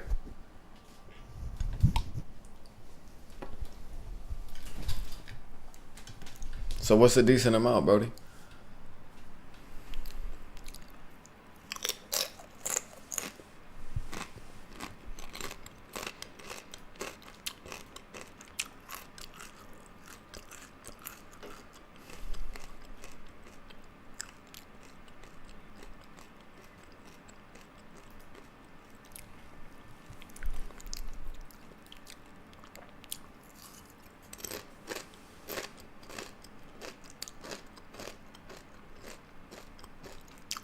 It don't gotta be exact. Just be a little guess. Just something a little close.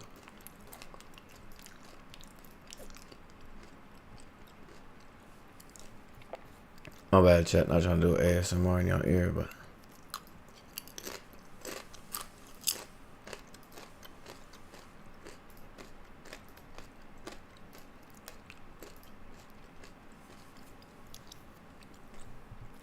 These chips.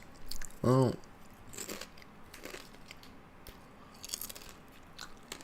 don't know how well they settle in my stomach for real. I don't know.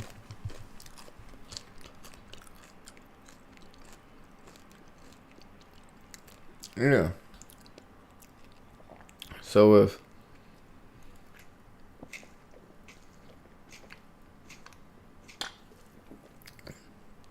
they're scoring about the same, and excuse me, Puka doesn't have a bad game, then you're good. Bijan averaging 14. Puka, Puka should be averaging about that, about at least 12. Yeah, 17. So you're losing. You're just getting a running back. So like you're getting a prime running back. Yes, I get it. But I'm not giving up Puka for Bijan. You feel me? You see what I'm saying, bro? And then you want to give up Puka and Aaron Jones for Bijan. It's like that's too much value to me for Bijan in a non-keeper league. In a keeper league, that makes sense. In a non-keeper league, it doesn't. Because it's not like Aaron Jones is on the bottom totem pole of the running backs. He's on the middle to middle lower tier. So that puts him at a lot higher value than all the way the fuck down there.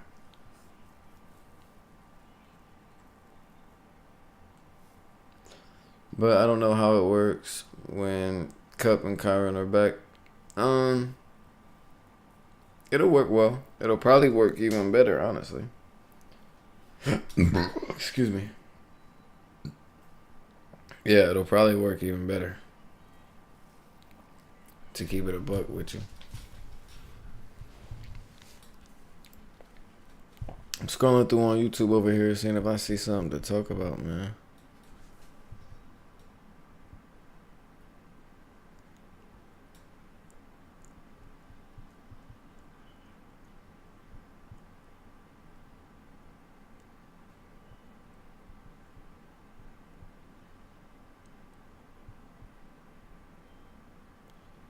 Hold on, what is this? Can I show this? DirecTV Sport. Hold on, let me see.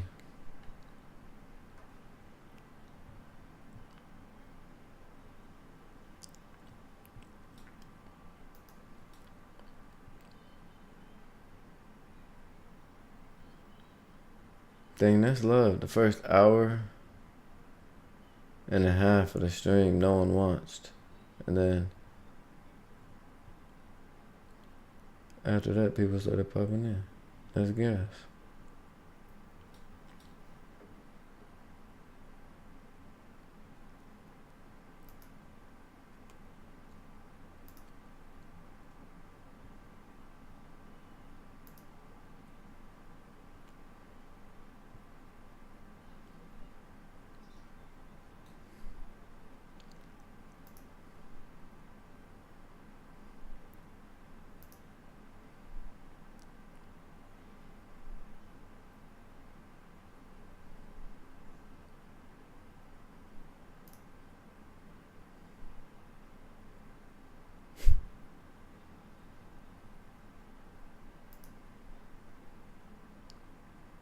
Fields and Pitts for Patrick Mahomes? He ain't gonna do that.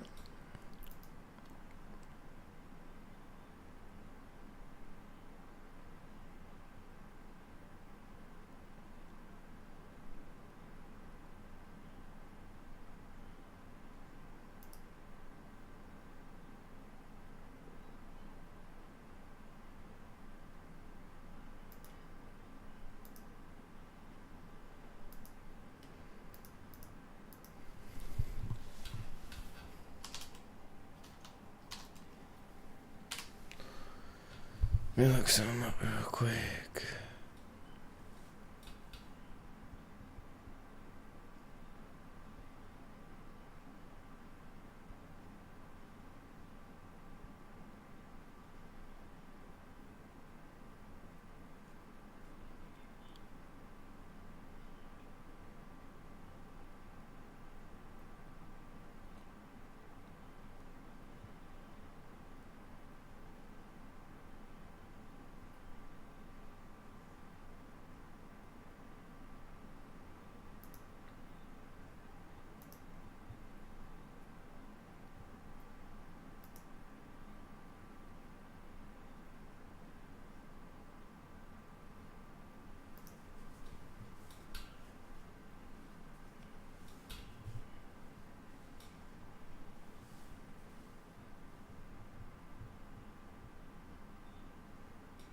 This motherfucker bar stool called Viva Stool. They got 500K subs. It started 3 weeks ago. These motherfuckers took my thumbnail. Bottom left. They should say Viva TV. My shit say TV and Juice TV. Copying mofos. No, I ain't gonna lie, that shit do look clean though. That made me know my shit look good. I like that. And no, I'm not checking up on nothing like that. I don't really care. I'm actually just on YouTube trying to find something that we all can watch together on a cool tip. I wonder if I could watch the Raw Room live with you guys, man. The podcast is phenomenal. The Raw Room, it's with Jalen Collins, Sweet, and then Darren Bates and King Dunlap. And King Dunlap recently just got added on. He got added on the addition side after he got added on that motherfucker after like 3 years of them doing the pod, and then 2 year, and then 2 3, and then boom, he done one interview with him, and then like the feedback was fire from the community, and they wanted him on there. I was one of the people that commented it too. And then next thing you know, he actually started being a host on the show. That shit was fire.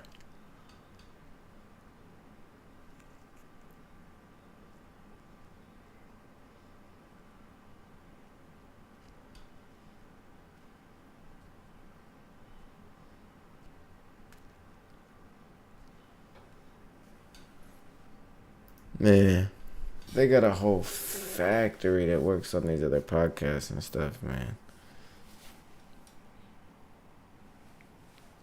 Like, they will change the title 3 or 4 times. They'll have a title. They'll change it to 2 different things when they're talking about certain things, and they'll already have that shit ready. And then they'll have tags already ready. And they just do that shit so fast, bing, bang, boom. That shit be so tough. And they be turning up on views that way, too.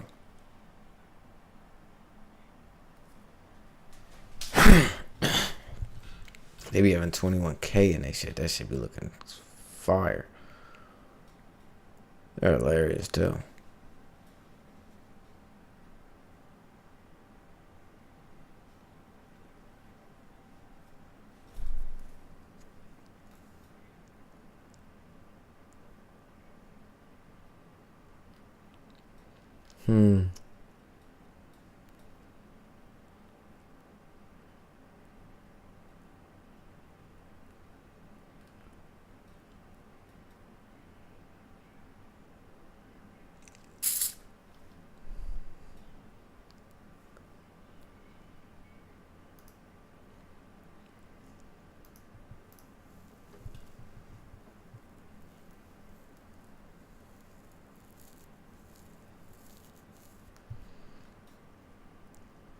You trying to move Fields out for Patty?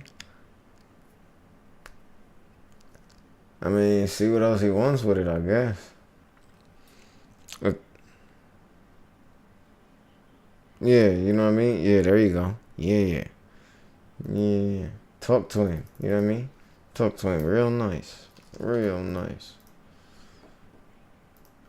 Alright, so this is the title right now.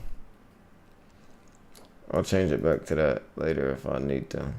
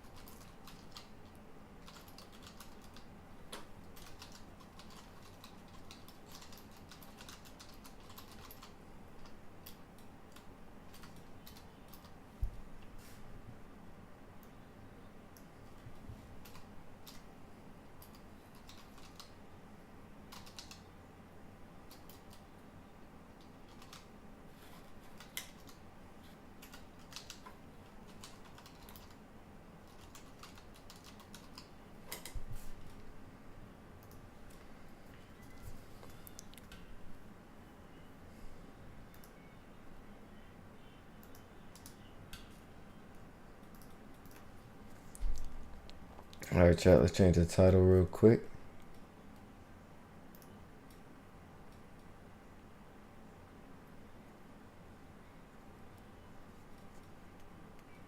That's crazy. Since 12:30, we hit 4 or more viewers. We haven't went under 4 viewers since. I appreciate y'all. Y'all goats.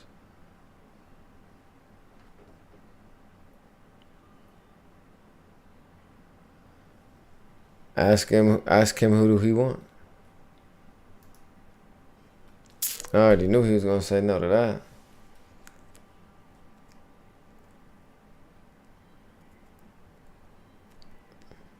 You probably gonna have to give up one of them receivers, bro. But that's a tough give up for you. I ain't gonna lie, bro. That's a tough give up. But this can isn't even formed right.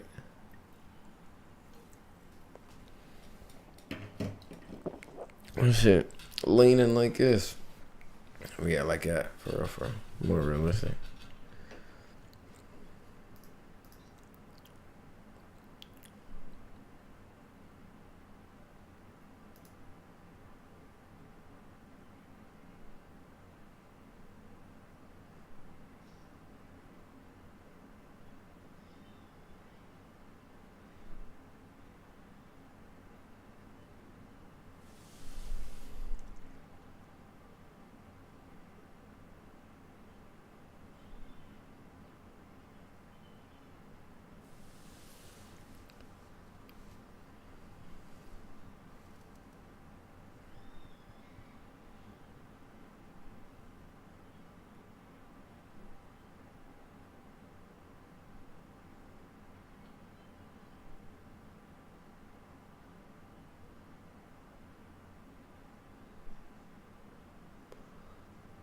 Chat, the Miami Dolphins got a Hard Knocks?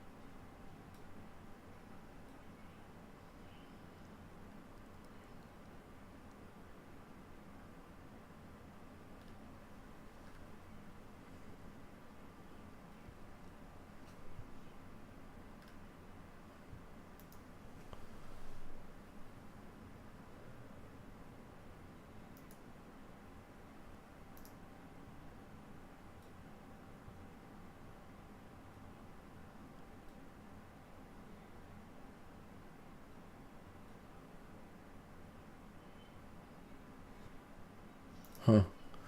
My bad, chat. It's a real stale moment right now. I wanna watch this Hard Knocks episode now, chat. I know I can't show it on here,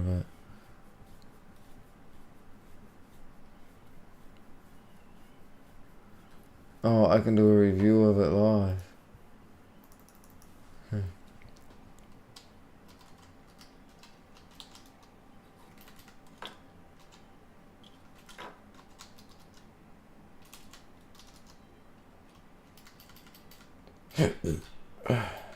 Excuse me.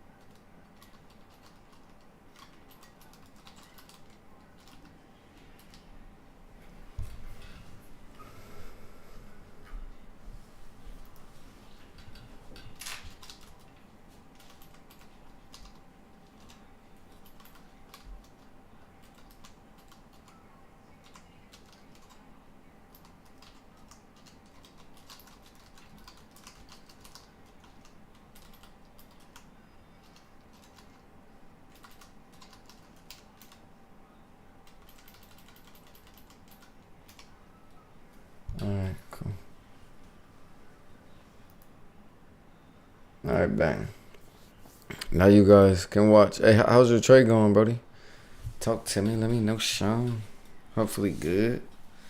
Hopefully good, my boy. We're about to watch the Miami Dolphins episode.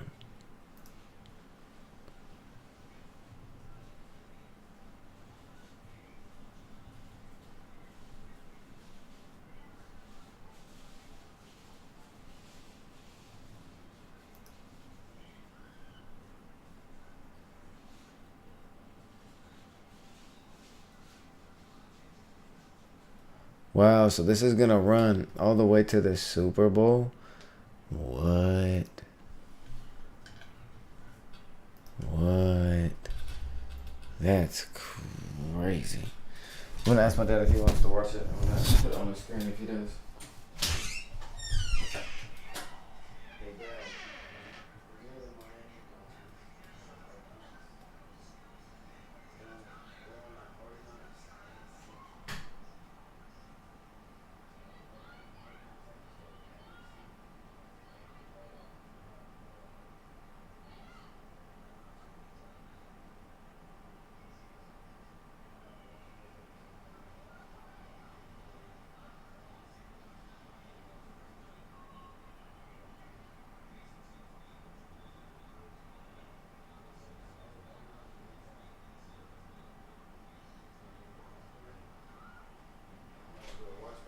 I'm not going to show them the film, but I'm just going to talk about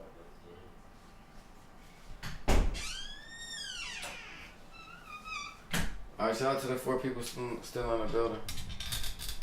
I appreciate y'all.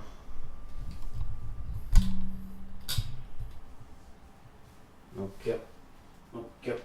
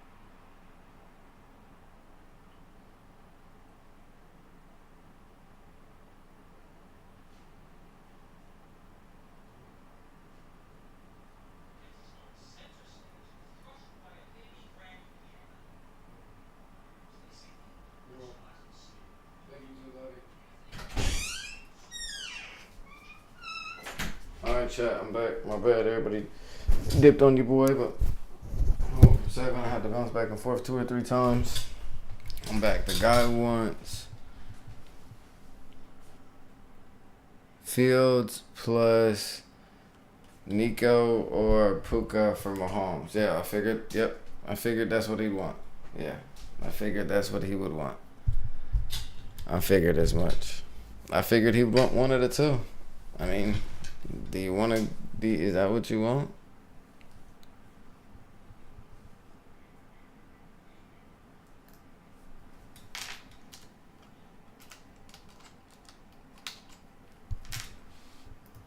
Alright, chat, we're gonna watch this Hard Knocks episode. I gotta mute the audio so you guys can't hear it. Sorry for that. But good notice. I get to watch Hard Knocks.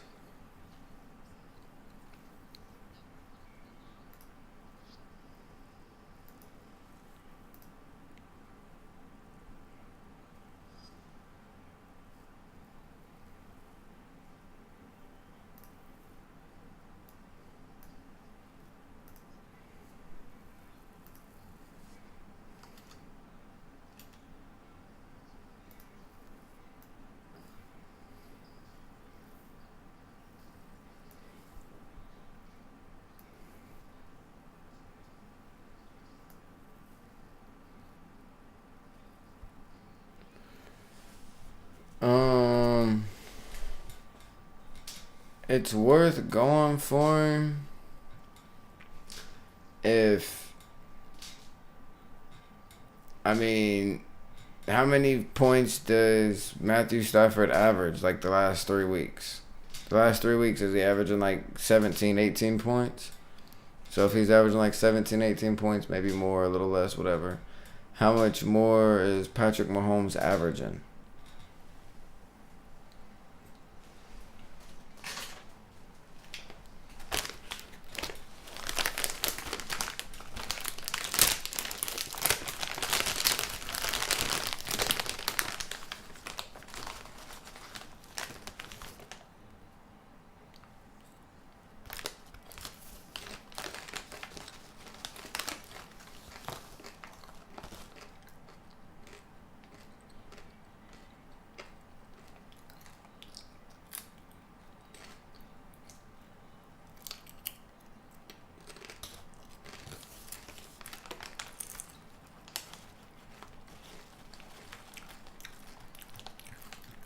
And Nick, hey, he's talking to his team right now. That's nice.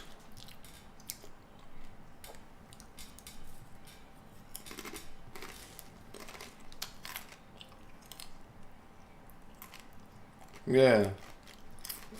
It's not worth it, bro.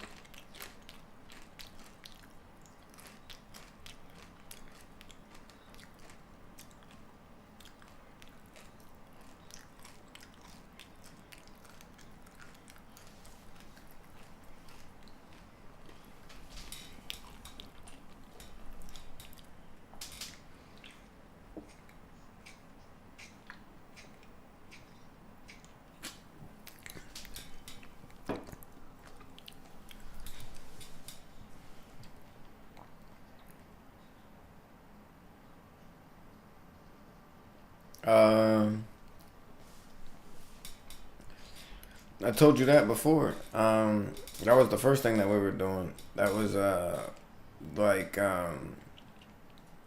Aaron Jones and DJ Moore.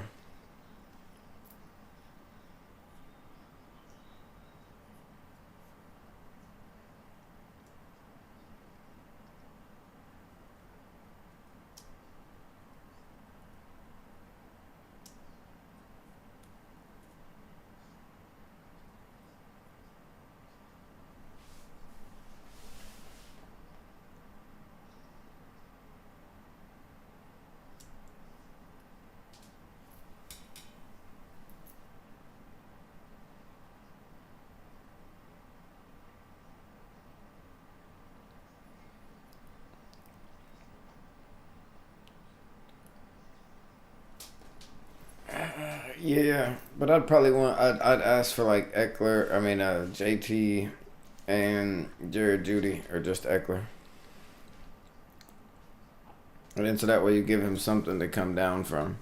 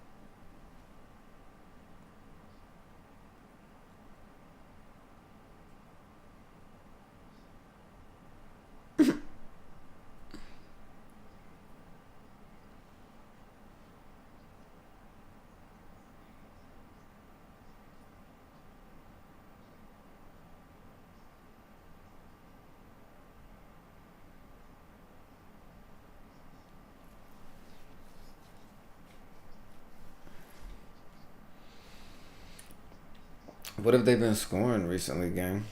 I would probably say Eckler, but if the Chargers aren't making a, if the Chargers aren't gonna be able to make a playoff push, you could see a huge workload out of Eckler, or not much, and a little bit more out of Joshua Kelly, and then JT's a little bit more value.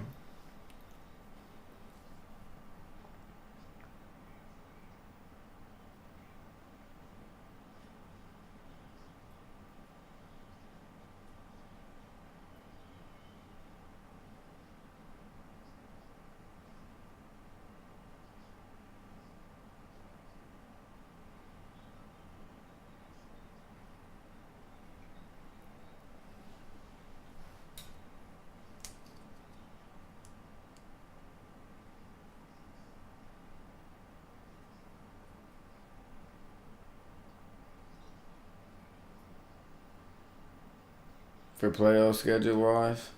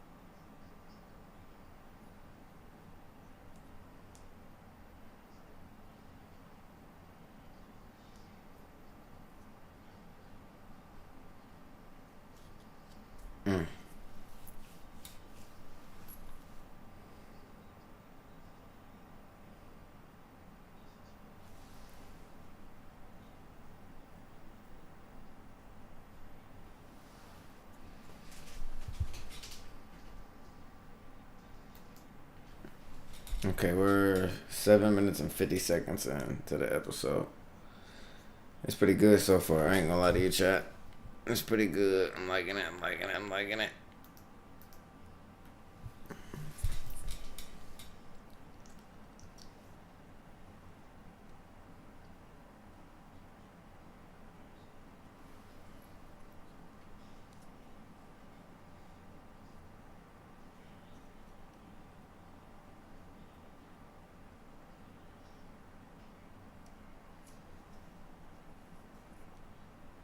You finna get off, Recon?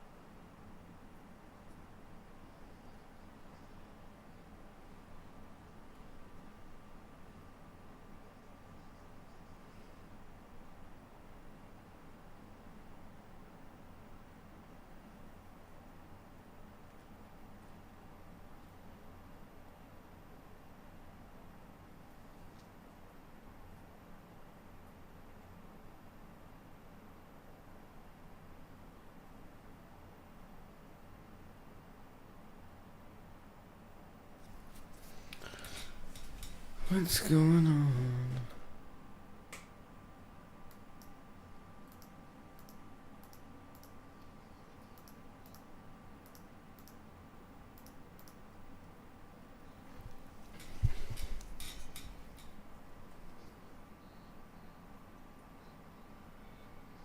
Alright, chat. Appreciate you guys for popping in, man. Really do.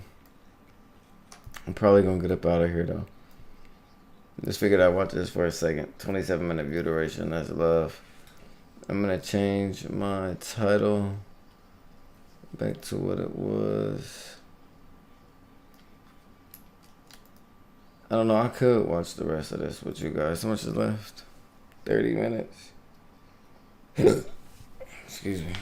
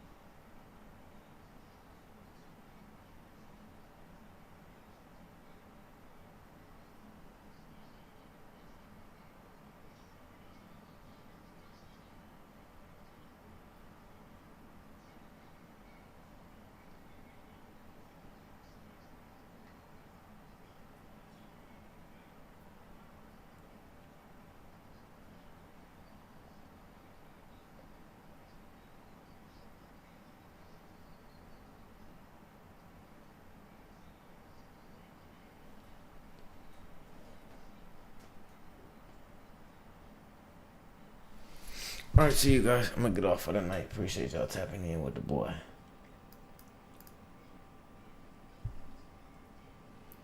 Appreciate you guys watching the Juice of Pop show at night, man. Subscribe, turn on post notifications. Tell your mama, your auntie, your cousin, your sister, and them. We love them, and yeah, tap in, subscribe, post notifications, all that.